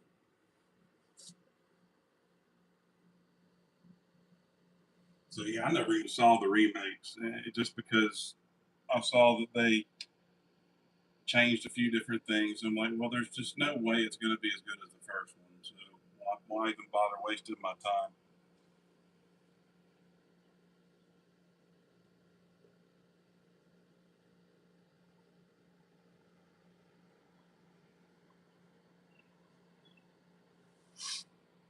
Well, I guess I better do something. Dadgummit. What do I want to do? Oh, let's cut the hole in this piece of sycamore. Sycamore or sycaless? Sycamore. Turn the laser off. Get that out the way.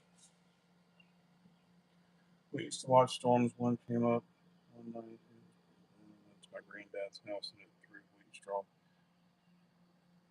Yeah, that's the crazy stuff, Harry. Is when it puts stuff like that would normally crumple in your hand and shove it straight through a 2x4. You know, like take a drinking straw, and all of a sudden the drinking straw is embedded 3 inches through a 2x4 or something. Yeah, yeah. I never cracked the glass. Yeah, it's crazy, and it all has to do with all that pressure and wind speed. Yeah, and then my idiot self's out there looking up at the sky, one billowing over my head like a moron, and yet it can shove a straw straight through a 2x4. That's how smart I is.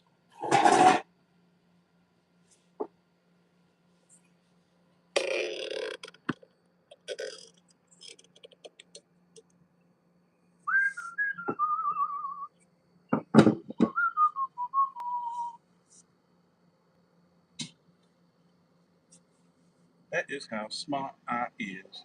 There's Amazon. For once, they're not coming to me.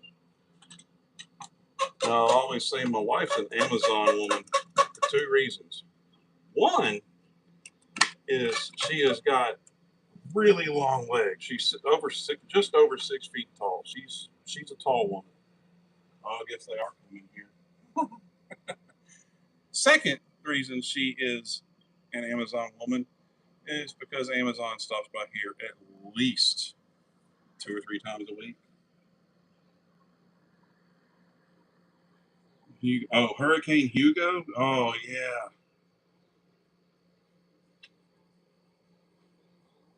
How's it going? Okay.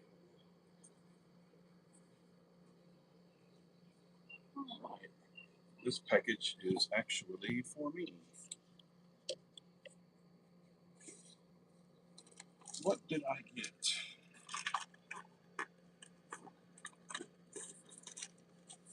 What did I get?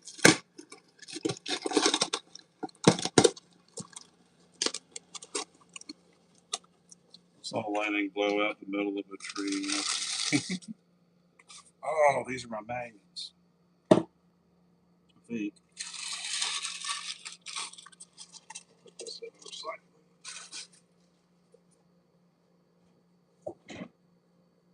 I have to be really careful because magnets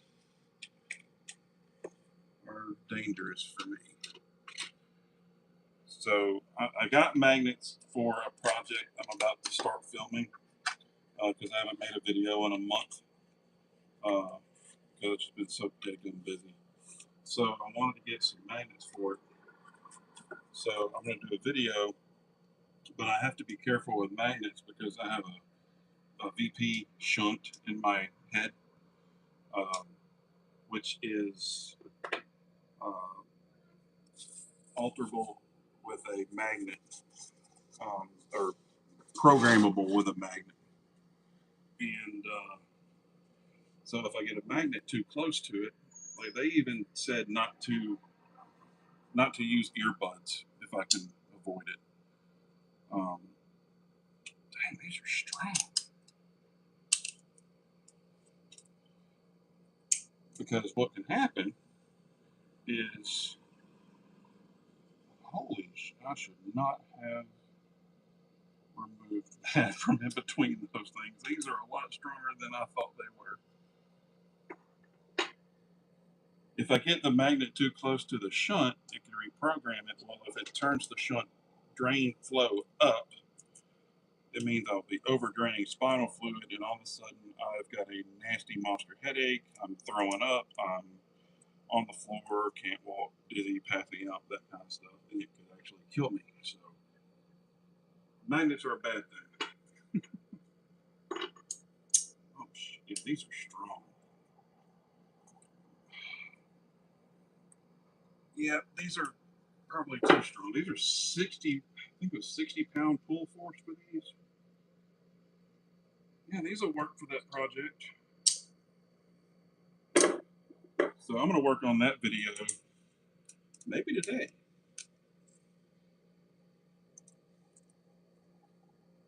Should have left the spacers in between them, big dummy. Dang near drought here they're in.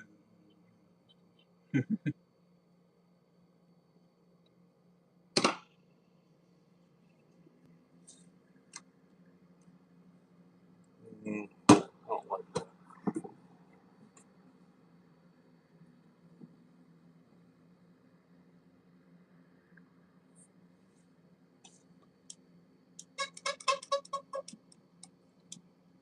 I don't want on the power bar.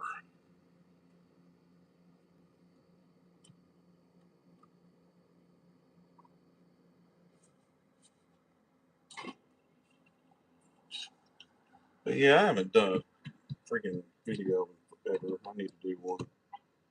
I've been slacking.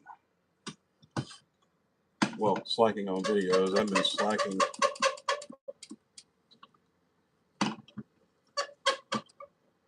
on everything else. Just 3 markets in 1 month, man. That can take it out of you. Don't have time for really anything else.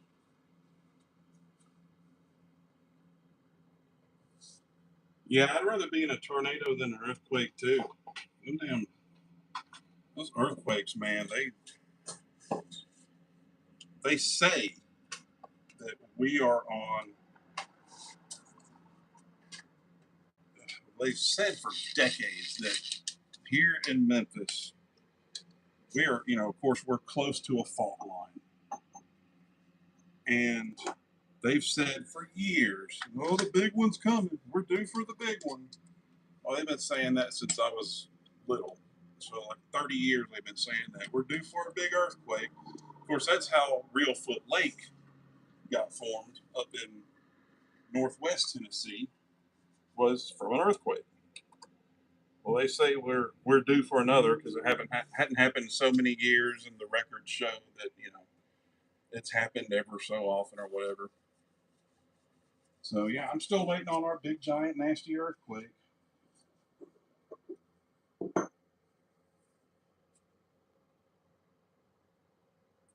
Yeah, I outran a couple hurricanes. I was with my dad, and we were vacationing in Florida, Pensacola. And I think it was Hurricane. Start with an E. I was 13 or so, but yeah, we were at I think it's called Joe Patty's or something like that. It's a seafood place, and that you get pretty much anything you want. And we're standing out there watching two water spouts uh, just dancing around out there, and that's when we decided it's time to go.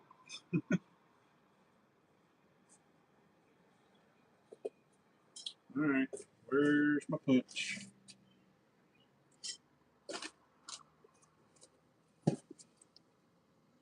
This is the moment where my wife would walk up and actually punch me. Here's your punch. Mm, let's put it right here. There we go. That'll wake. Who else loves whole sauce? I hate them. Well, the 3-inch ones aren't that bad, but those big 6-inch whole saws, those things are dangerous as crap.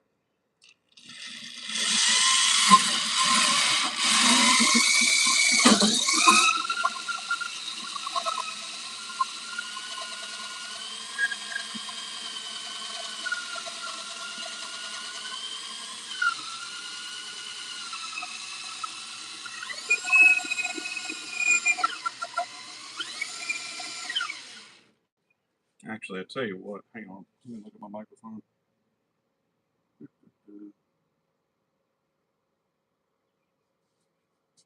Let me see if this noise canceling actually works. All right. Sorry about that. I just realized it's probably screaming in your ears. Let me know if this actually quietened this down.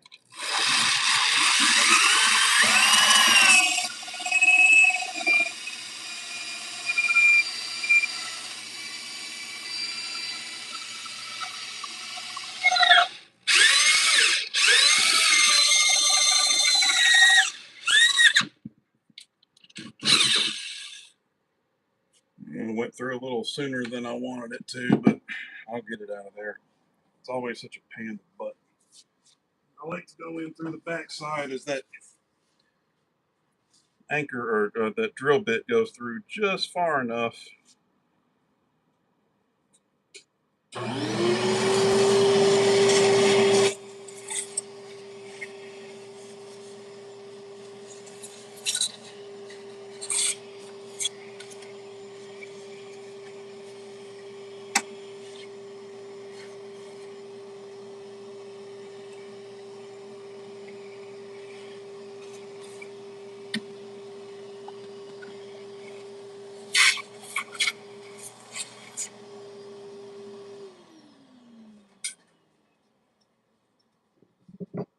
Nope, didn't help.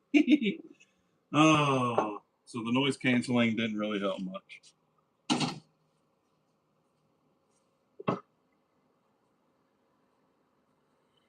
Well, oh well, I tried. Let's see. Not perfectly centered, but that's close enough.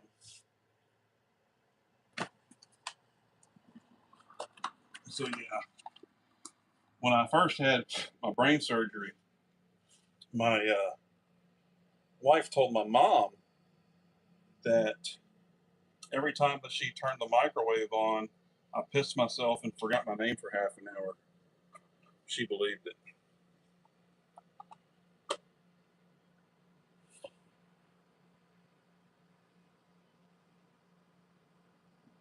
She eventually told her the truth, but yeah, I think that's going to look good. Once I sand out, it's got a few of the planer lines still in it. I'm going to sand those out, but and I'm thinking I might do some pyrography. What do y'all think? Do some pyrography around here? Maybe, I don't know, crosses or flowers or something like that. I've never burned into sycamore, so I'm not sure exactly how it's going to look. And it would definitely help cover up some of these cut blemishes.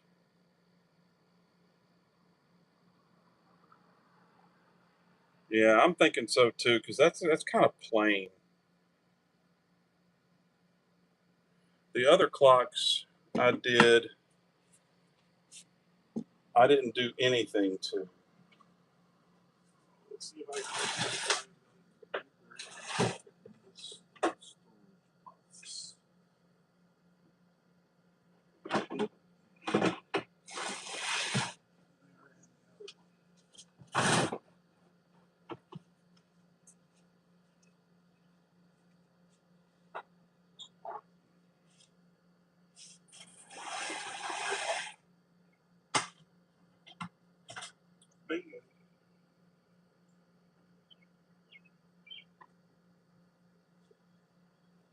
I think y'all already saw the big burned cedar one I did, but that's one of the walnut ones. And there's the other one. I put this off center on purpose, just because I didn't really want to mess with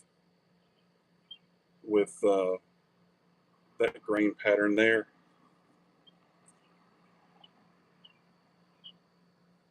But yeah, I did those. The burnt cedar one though is my favorite. That's that Big Daddy.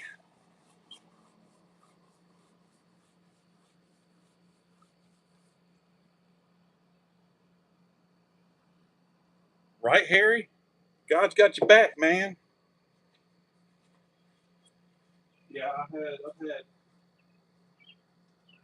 brain surgery. The biggest surgery was an 11-hour neck surgery. They removed all of C4, half of C5.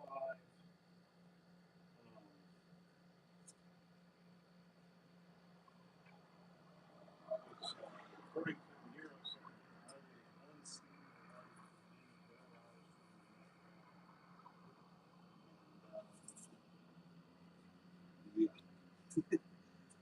I was in a hard neck brace. I could only take off to shower for 8 months. That's that's my favorite one.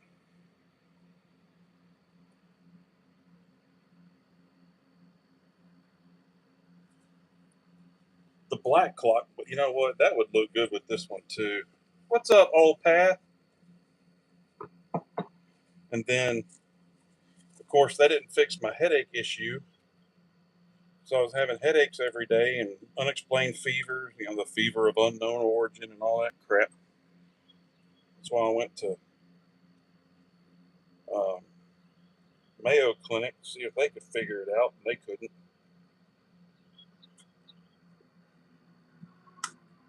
But yeah, that would have looked good too. I hope if I turn it the right way. I mean, both of them look good, but It's a little late. That's glued in. It ain't coming out. I mean, if I hit it hard enough, it will, but I don't want to damage the wood. Let's see.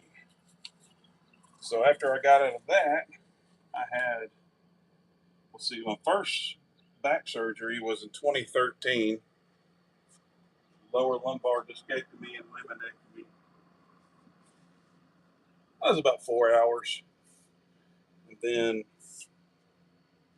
I had another one of those L4, L5 discectomy, laminectomy. It was about 5 hours. And that one took a while because they actually tore my spinal cord, or the drill went into my spinal cord like 2 millimeters. But that's how they found out what the heck was wrong with me. Is they found out my spinal fluid, it just gushed, and they put like 9 patches on it, couldn't get it to hold, and that's when they had to put the lumbar drain in me and put me in the bed for a month. So in a hospital bed for 30 days with the lumbar drain while the patches healed. And I haven't had any problems since, but that's how they figured out the high spinal fluid pressure. And that's why they put in my speed bump. And there's actually I messed with my wife about it. There's actually like a little, the primer bulb on a weed eater or a chainsaw, you prime it up with the fuel. The shunt has that too. It's a test bulb. And yeah, the neurosurgeon made her touch it, feel it, know exactly what it was and what it did. Yeah, she didn't like that one bit.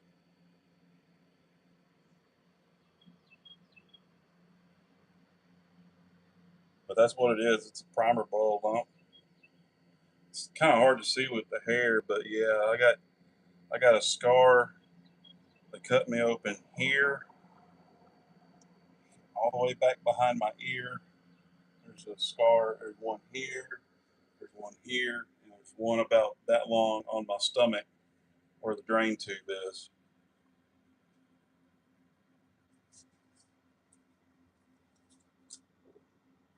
Yeah, my neurosurgeon Mike has been doing this for 45 years, and he had to put 2 cages in my neck, 2 titanium cages, 2 grass, and it's the largest cage he's ever put in.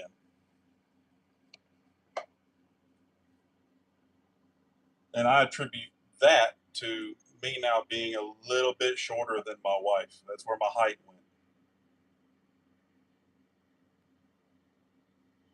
We used to be the exact same height, not anymore.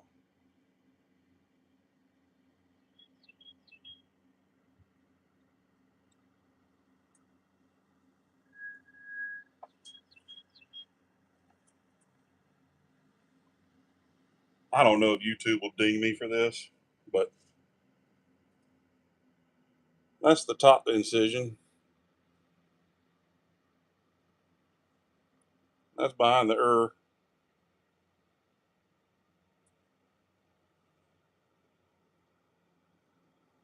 Fun times. Wife took that one of me right after I woke up. I mean, right after I came out of surgery.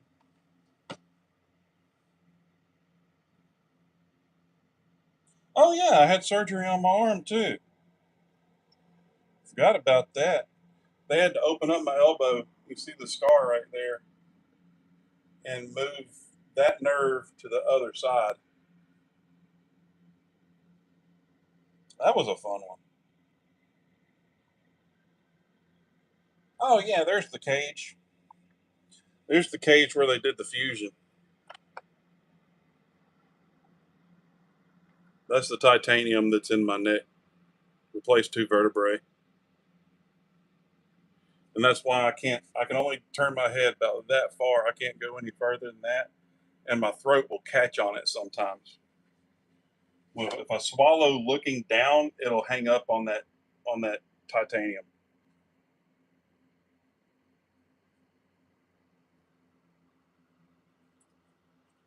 Actually, Eric, titanium is not magnetic. It will not show up in those scans. It will not make the alarms go off.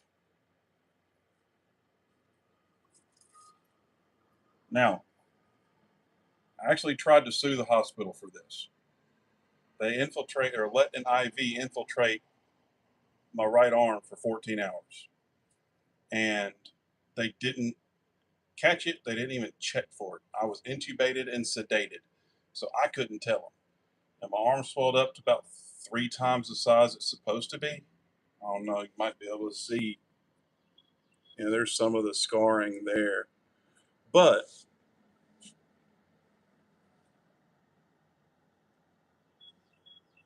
hope you're not. If you're squeamish, don't look. Again, YouTube may ding me. I don't know, but that's what they did to my arm. Blistered, infiltrated, and if it was any other, if it was any other medication that was in that IV, I would have lost my arm. And that was when I had my neck surgery.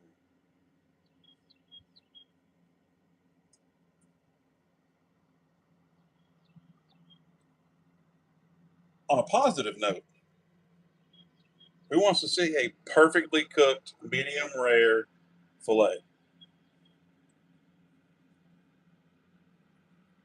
No bullseye effect.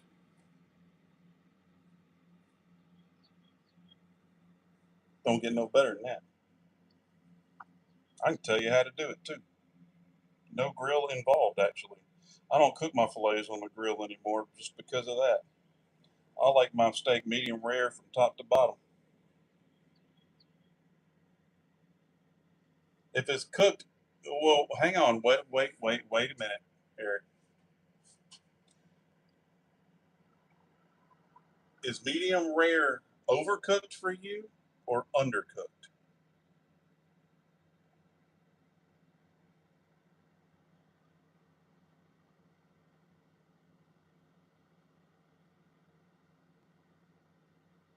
So you like yours medium? Okay, medium's fair. I'm good with medium. But if you were going to go towards, if the word well is anywhere in there with steak, then you may as well order chicken. Well, there's no blood in the steak. There's no blood in the meat. That's a protein based fluid. It's not blood.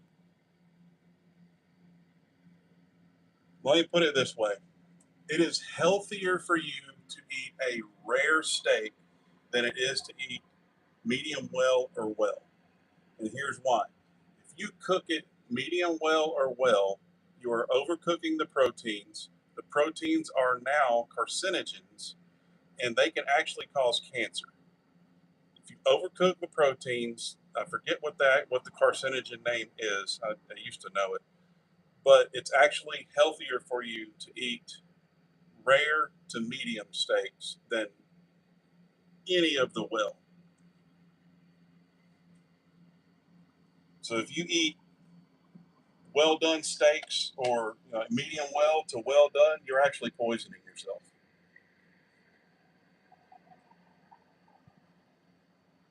Yeah, but that red juice is not blood, my friend. I promise you, it's not. And I cooked that steak as a reverse sear method. Um,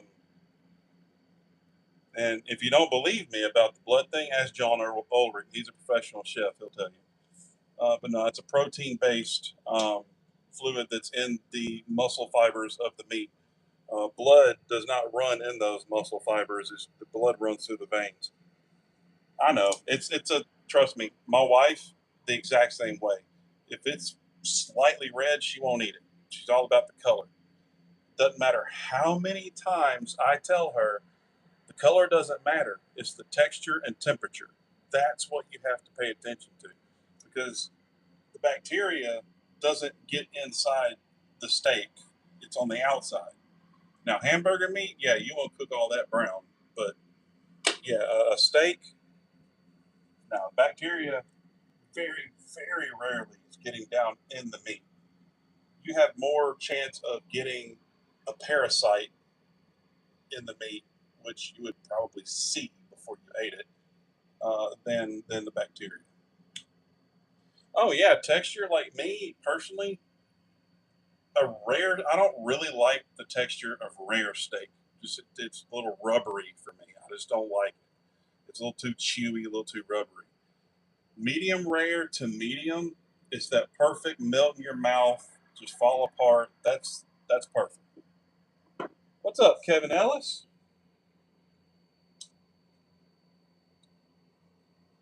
I just like mine to walk by on fire. Yeah, I mean that's fine.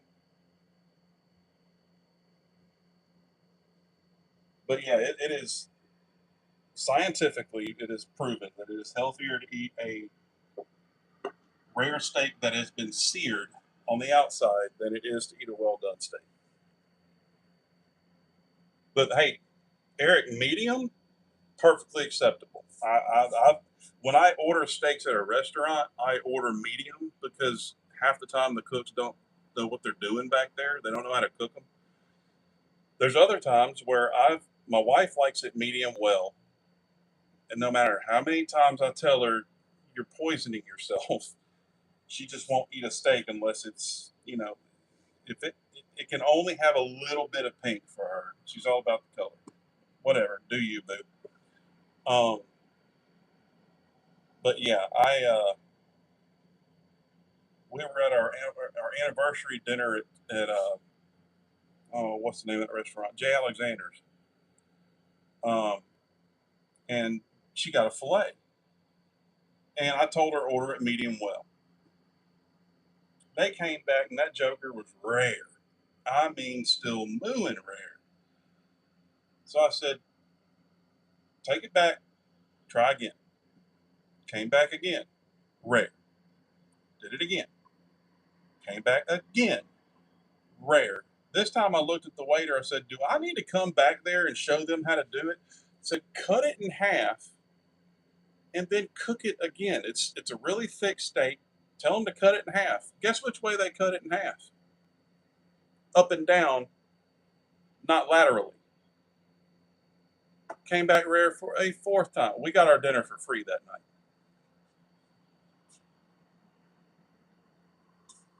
So Kevin, if you cook a steak medium well to well done, you're overcooking the proteins in the meat. Well, those proteins are now a carcinogen in your system. Your system can't break them down right. So now it's a carcinogen, and they're known to cause cancer. So if you overcook your meat, medium well done, it's actually doing you more harm than if you had eaten the steak just plain raw.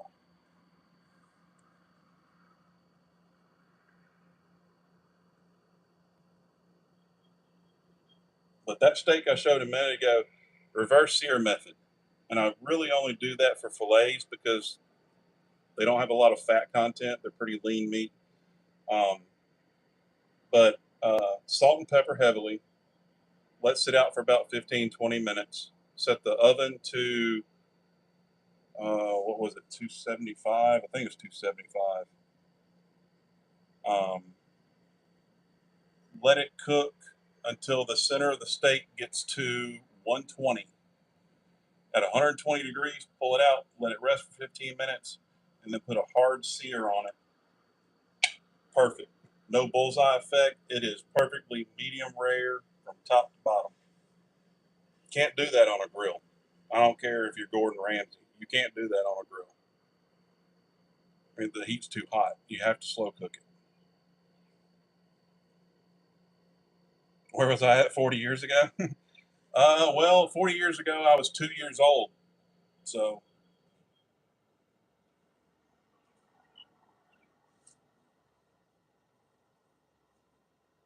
I didn't know crap about steaks then. Yes, put it in the oven first and then sear it. It's called the reverse sear method. A lot of chefs, a lot of kitchens cook their steaks, sear it, and then put it in the oven. Well, this way, if you put it in the oven first, you're cooking the inside of the steak and it's able to cook a little more evenly. You don't get as much as a bullseye effect because when you hard sear it first, you're creating a seal and you're locking a lot of that in. Um, so when you put it in the oven first and then you sear it, you're locking in all those juices on the backside and everything cooks a lot more evenly. Basically, it's easier on the oven to cook it pre-sear than post-sear. At least that's what I've found. I've done it. I've tried it both ways with different cuts of meat, and the reverse sear method always cooks more evenly throughout the entire piece. Let's see. Cooked.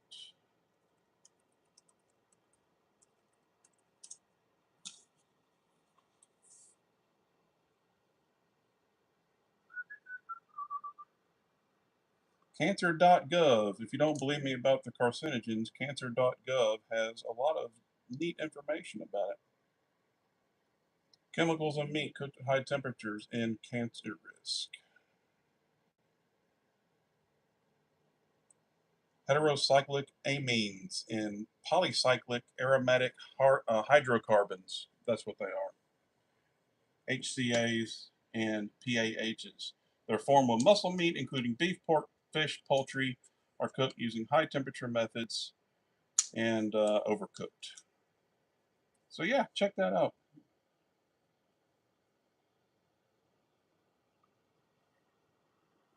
All right, Cheryl, I appreciate you. You've been hanging out pretty much the whole time. I appreciate you being here.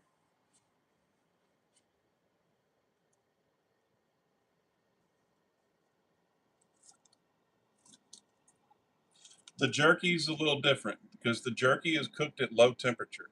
So you really don't have to worry too much about it. It's not overcooking it at high heat. You don't have as intense as a chemical reaction. So it's not creating the carcinogens that it would be when you're cooking at high heat and overcooking steaks, meat that way. So yeah, slow cooking, low temp, even if it cooks all the way done, it, the real kicker is when you're grilling 300 plus degrees. Yeah, jerky, you're basically just you're dehydrating it. You're taking all the fluid out of it. And that's why they call it a dehydrator. It's you're not actually cooking it.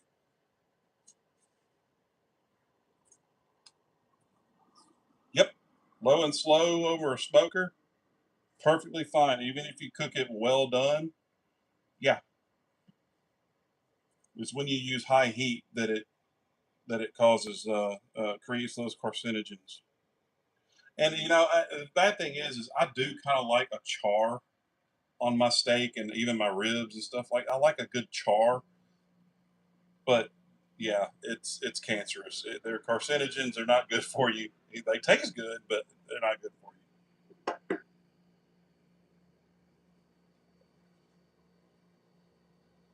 But that's always been my logical argument with my wife, is I'm telling her that my steak's healthier than your steak. My steak is safer than your steak. You need to eat this. She won't do it. Like that steak I showed a minute ago, she wouldn't touch it. Yeah, Cajun style. There might be a reason why the Cajuns they don't tend to have a super long lifespan. That and they're always fighting gators and stuff too. Now I'm talking about Cajuns. Watch Rhinestone Suzanne pop in here. That's where she's from. She's my friend though. I like Suzanne. I was glad to see her win last night because I don't really see her in there very often, and I'm glad she won. She got that mallet too.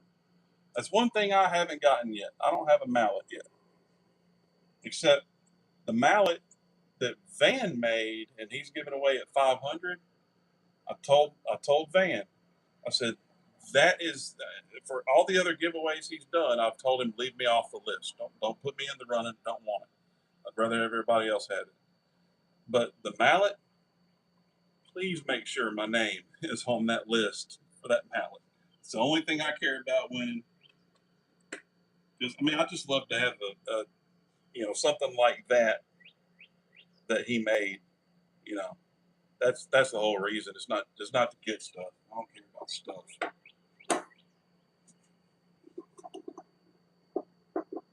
And these magnets, these are 60-pound pull force magnets.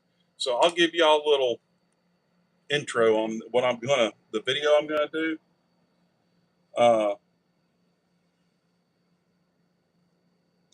See, Eric, that's why I like you. And I probably would have done the same thing. Suzanne's awesome. Yeah, I saw that, Harry. I was there.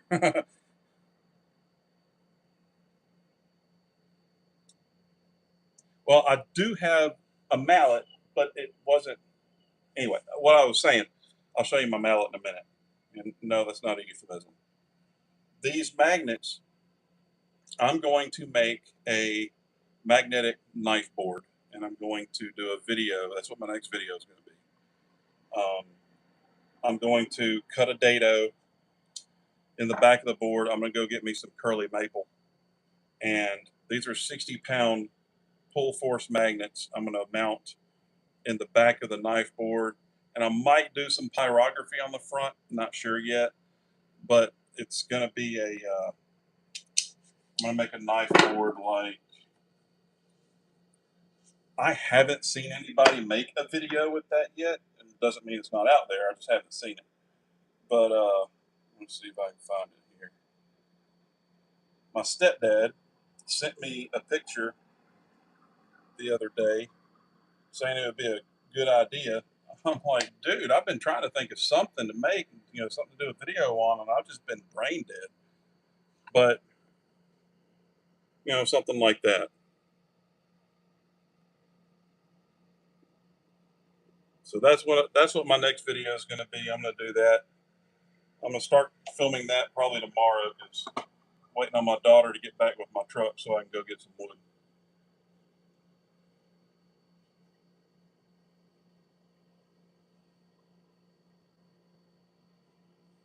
Well, yeah, and maybe, Eric, maybe, because I may not have to run it too far because, like I said, these magnets are 60-pound pull force. I can barely get them apart from each other. 60-pound pull, they, they're pretty strong. Now, the other ones I got were only 24-pound pull force, so they weren't very, they definitely wouldn't work. They'd have to be on the front of the damn board for it to hold the knife. But these, yeah, I'm pulling my uh, Forstner bit across the table, and it's like 3-4 inches from it.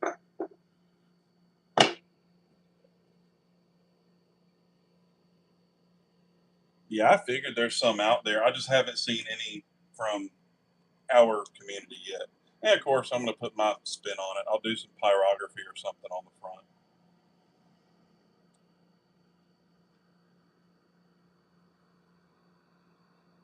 Oh yeah, absolutely. I got tons of scrap wood, Eric, and I'm gonna test exactly what thickness I need before I even make my cuts. So yeah, I only want to cut that wood once, and I don't want to scrap it, especially if I'm going to get curly maple. But I figured maple would probably look the best. I definitely want it to be a hardwood. I don't want to use pine for that.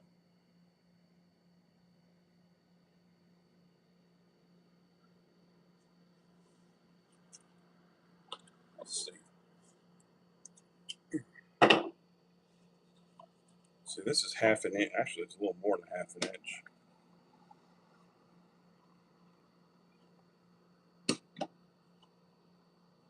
Okay, that's the direction. Yeah, it's not even feeling nothing there.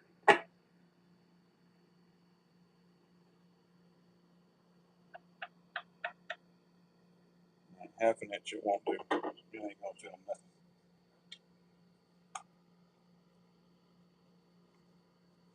Yeah, cardboard would be a good test.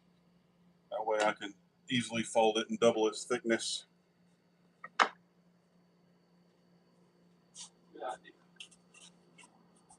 Fold it, double its thickness. That'll tell me exactly how far. Well, the density might change it a little bit, but the density might be negligible.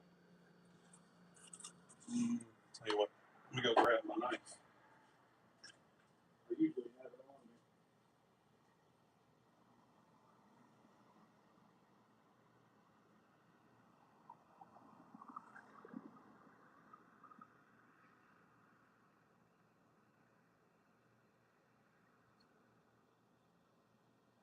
I've used it so dang much. I need to replace it.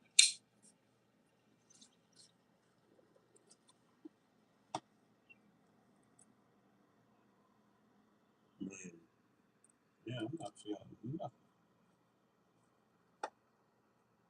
There's a little bit there, but not near enough. Yeah, that dado is going to have to be cut pretty close, which is definitely solidifies my need of it being hardwood. Yeah, I mean that might work.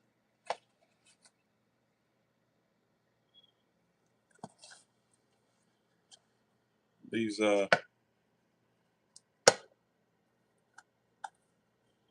24-pound magnets that I got the other day definitely ain't gonna work.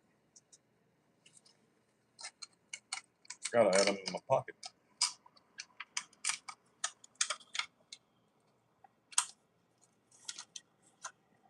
Yeah, I pulled that apart like it was nothing. Those other ones, I actually have to pry it. Yeah, I'm not even feeling it. 24-pound pull force ain't gonna work. Those are refrigerator magnets.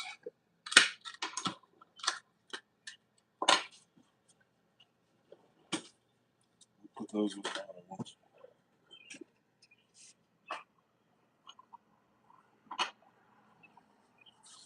Yeah, those round ones, Eric, are a lot stronger. I saw some on Amazon. They're like 120-pound pull force, double what these are.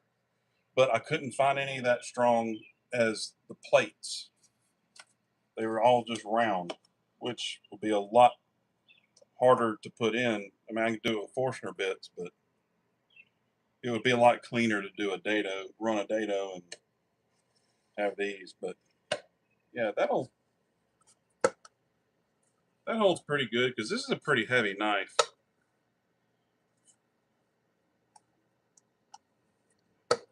That's only one magnet. If I had two on there, it'd probably hold even better.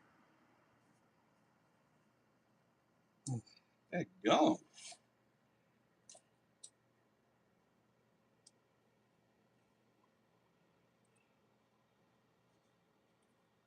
This was a mistake. I shouldn't have.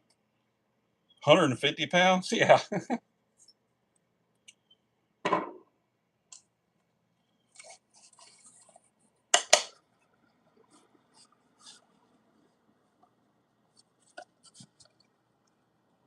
Yeah, doubling up the magnet really didn't make much difference.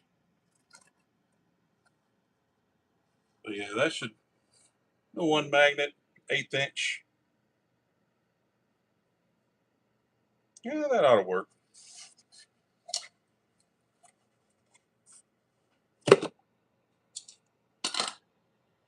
Because this is 1/2 inch wide, so a 1/2 inch dado, 1/8 inch from the face of the board. And for maple hardwood, yeah, that should be fine.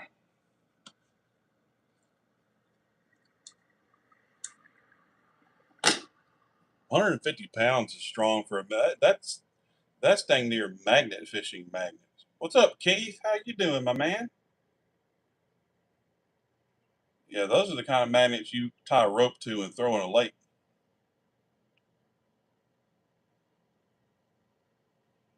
Well, I imagine the magnet fishing ones, those may be like 300-pound magnets too. I don't know. I've never used one.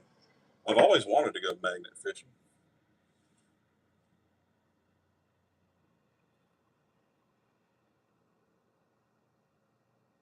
Yeah, you almost need to, just clamp one down and take a sledgehammer and smack the other one from the side. I mean, you're not gonna pull them apart, you know, laterally. Like you're not gonna pull them apart going opposite directions. You have to slide them to get them apart. Yeah, inch and a half. Yeah, yeah. You have to slide them apart. There's no way you're gonna pull them apart. You have to slide them.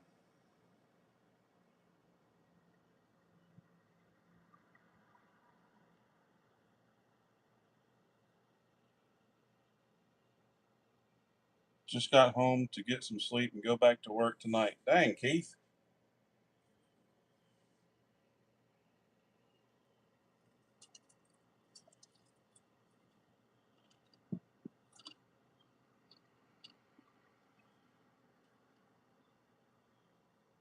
I just one hard working dude right there. Is it two jobs, Keith, or just one?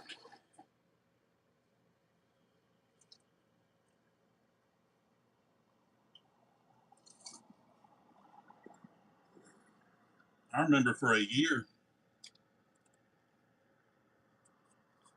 I uh, I worked it. All right, Harry, have a good one. I wake up sure. Okay, that now I understand. So I remember for about a year, I worked. That's when I was a shop foreman at Penske Truck Leasing over the diesel shop. I was working there 10 to 12 hours a day, and I owned a business on the side doing the custodian work at a dealership that my then father-in-law was the general manager of, and I worked 6 days a week there. Um, about 3 or 4 hours a night, so yeah, 30, 40 hours a week there. So I was working about 100 hours a week. I did that for about a year. I get about 3 or 4 hours of sleep a night, maybe. Um, yeah, that didn't end well.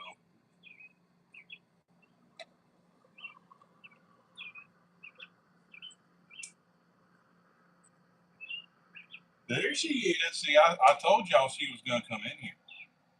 Rhinestone Suzanne, how you doing, my friend? I'm so glad you won that mallet last night. That's awesome. We were just talking about you, and Eric said if you hadn't won that mallet, if he had won it, he was going to give it to you. Well, we weren't waiting on you, but just had a feeling you were going to pop in here at some point.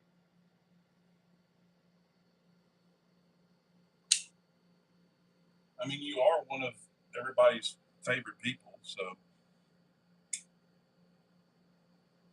heck yeah, to get a genuine bearded Viking mallet.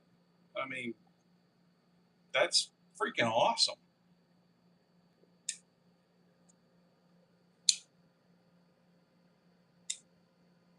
Chicken butt,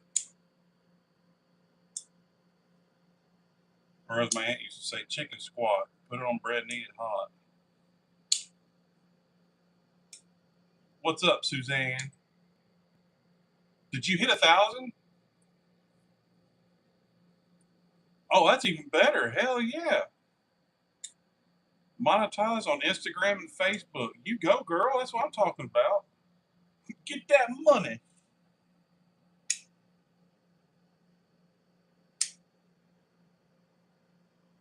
So imagine, well, do you not have the watch hours? You've got the subscriptions, but not the watch hours for YouTube?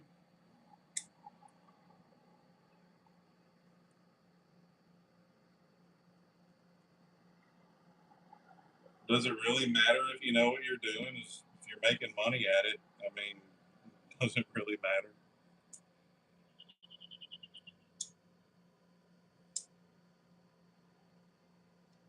Yeah, I know. She is really close to 1,000 subs. So, Mike, I know you're a lot faster at it than me. One of y'all, if somebody here for some reason isn't subscribed to her, A, you need to check up from the neck up. B, go do it. Go sub to her. She needs 1,000. She needs to get to 1,000. Oh, only 21?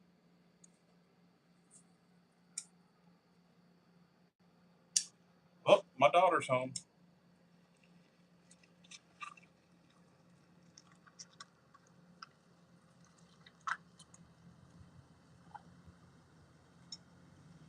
Hear my loud truck.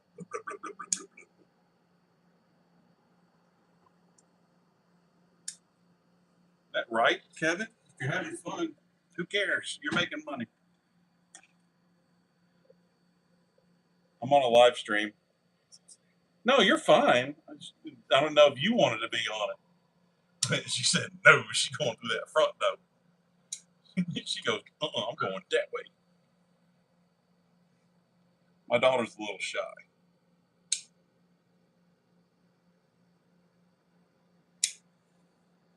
Heck yeah, you're awesome, Suzanne. I mean, you're a military vet. You're awesome. You do awesome work. You kill wasps with chainsaws in the freaking midair. I mean, why would we not share you?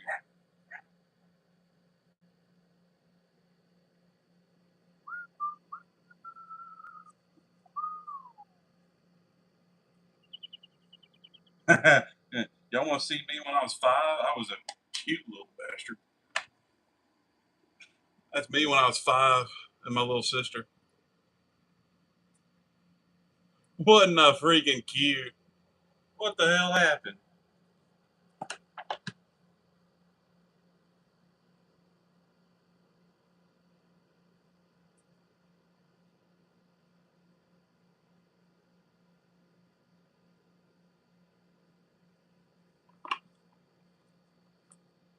There's my hot wife cheating on me with Hulk Hogan. I told you she had long legs. There's a reason she's 6 feet tall. She got about half an inch on me. Apparently, it was brought to my attention when I was at Vans. Thought I had a recent picture of my daughter on here. I guess I don't. Hmm. Oh, here's a picture of my mother and my sister with Robin Williams at the Peabody here in Memphis.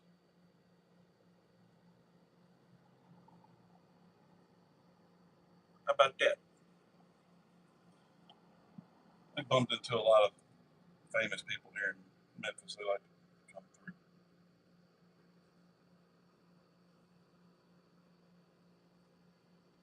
That was 20 something years ago.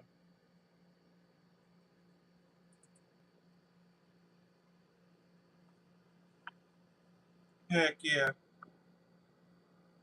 My fiery redhead.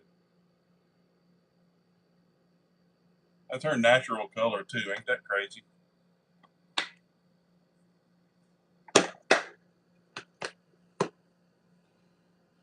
Anywho, yeah, I can't find a picture. All my pictures of my daughter are on the phone. But my daughter looks just like me, just prettier, female version. Yeah, gotta love the gingers. They steal your soul. You don't have a choice.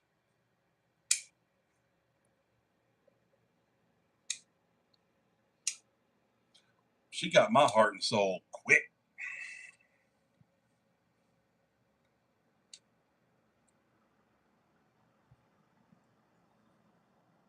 But yeah, I think my next video is gonna be a nice board with these lovely magnets. I have no soul to steal. I don't either anymore. She done took it. Why did she park in the driveway? She knows she ain't supposed to park there. She's supposed to park my truck on the street because that's where my wife parks. She don't like parking on the street.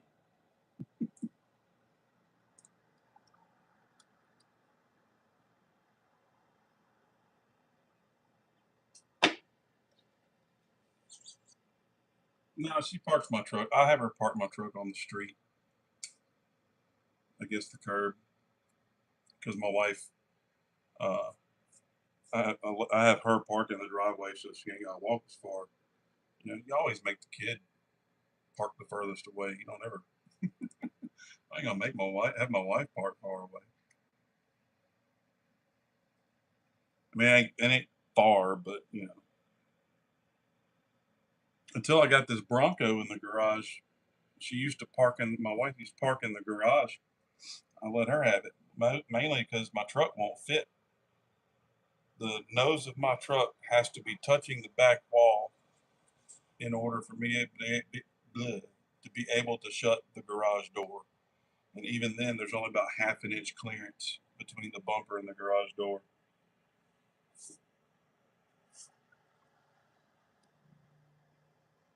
But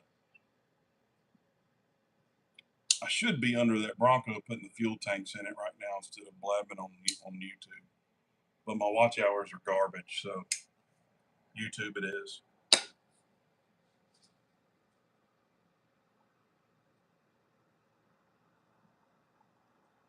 Who knows, Chris? Who knows? I don't. She's 19. I have no idea what's going through her head half the time. She's super smart and super intelligent and sweet as can be. She's a great kid. Straight A's all through elementary, middle, and high school. I know a lot of people brag on their kids and they're the best kid and all that crap, but honestly, genuinely, I'm blessed. She's a good kid. She has never caused me an ounce of trouble. Her mama, on the other hand, is a different story. But there's a reason why I got primary custody when she was 3. So,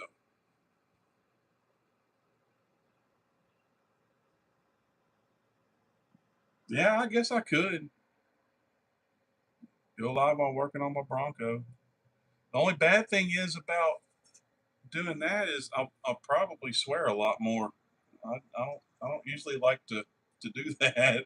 At least around random, you know, unknown people. I especially don't want to swear in front of Mr. Van Lot or anything like that.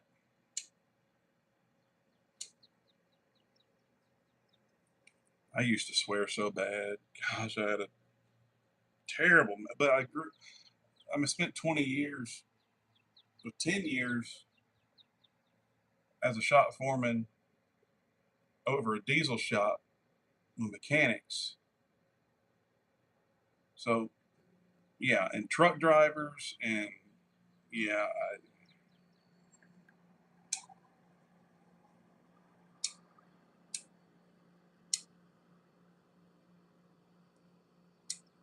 yeah.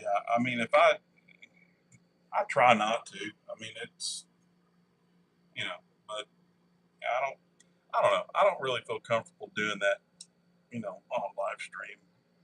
Because who knows who knows who's watching, or if there's a kid watching or whatever. Or, I just I like to be respectful. Now, if it's just me and my wife or something like that, yeah, I don't care. But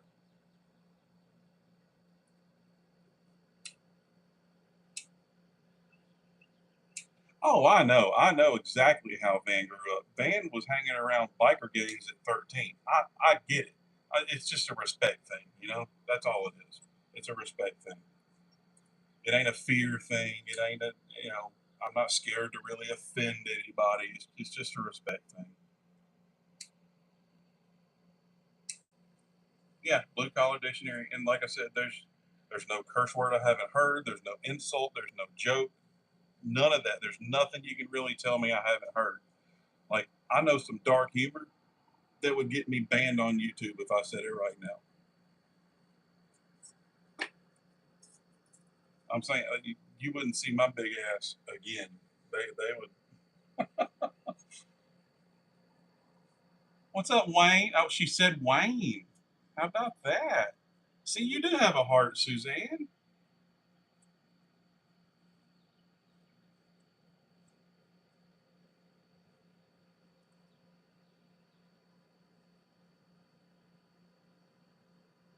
You know, I haven't seen John come in here yet. What the heck, man? I've been popping in his lives like crazy. He's popping in and hanging out. Not maybe not talking much. But where you at, John? Your short may have ruined her being nice. Oh, don't piss off, Suzanne. You're gonna regret it.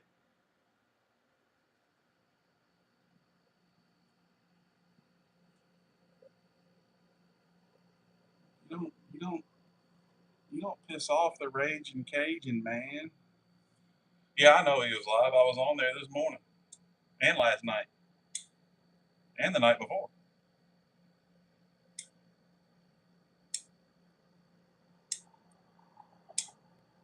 I just like to give him hell. You know, I like to give John a hard time. The way I see it, if we didn't tease each other and mess with each other like that, you'd think we hated each other. No.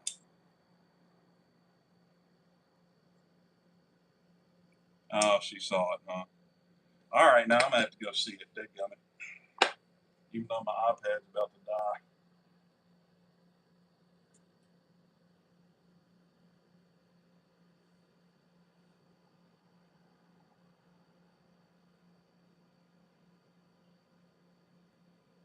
I know I'm subbed to you, Wayne. Mm.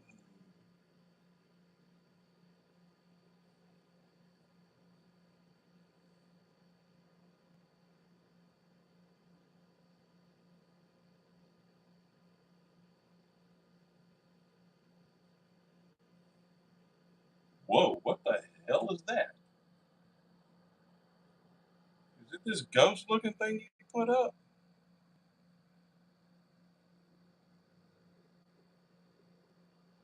All right, Kevin Ellis. I appreciate you stopping by, my friend.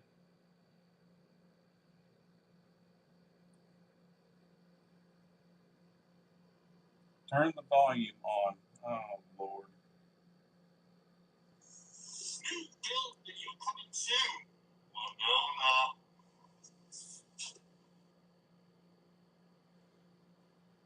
Bro. New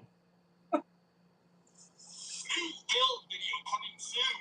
Well, no.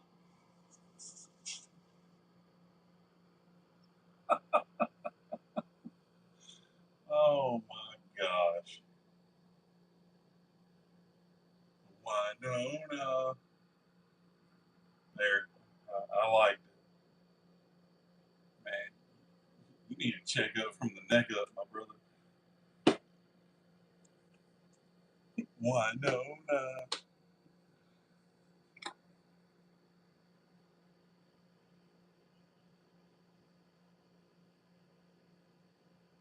Well, you said Steve is live. My honeys. There's so many Steves, I gotta make sure it's him. Steve Gatlin is Pappy's now. So what I will do, I will release my hold on the live stream, so we can all go hang out at Steve's. I appreciate you guys hanging out with me. Holy crap, I was on here for 164 minutes. That's crazy. But I thank y'all for hanging out with me. Um, yeah, maybe next time I go live, I'll be under the Bronco. So go get you some sleep, Keith. You need to be safe out there, brother. So I will see y'all over at Steve's. So thank you again. Love y'all. See y'all there.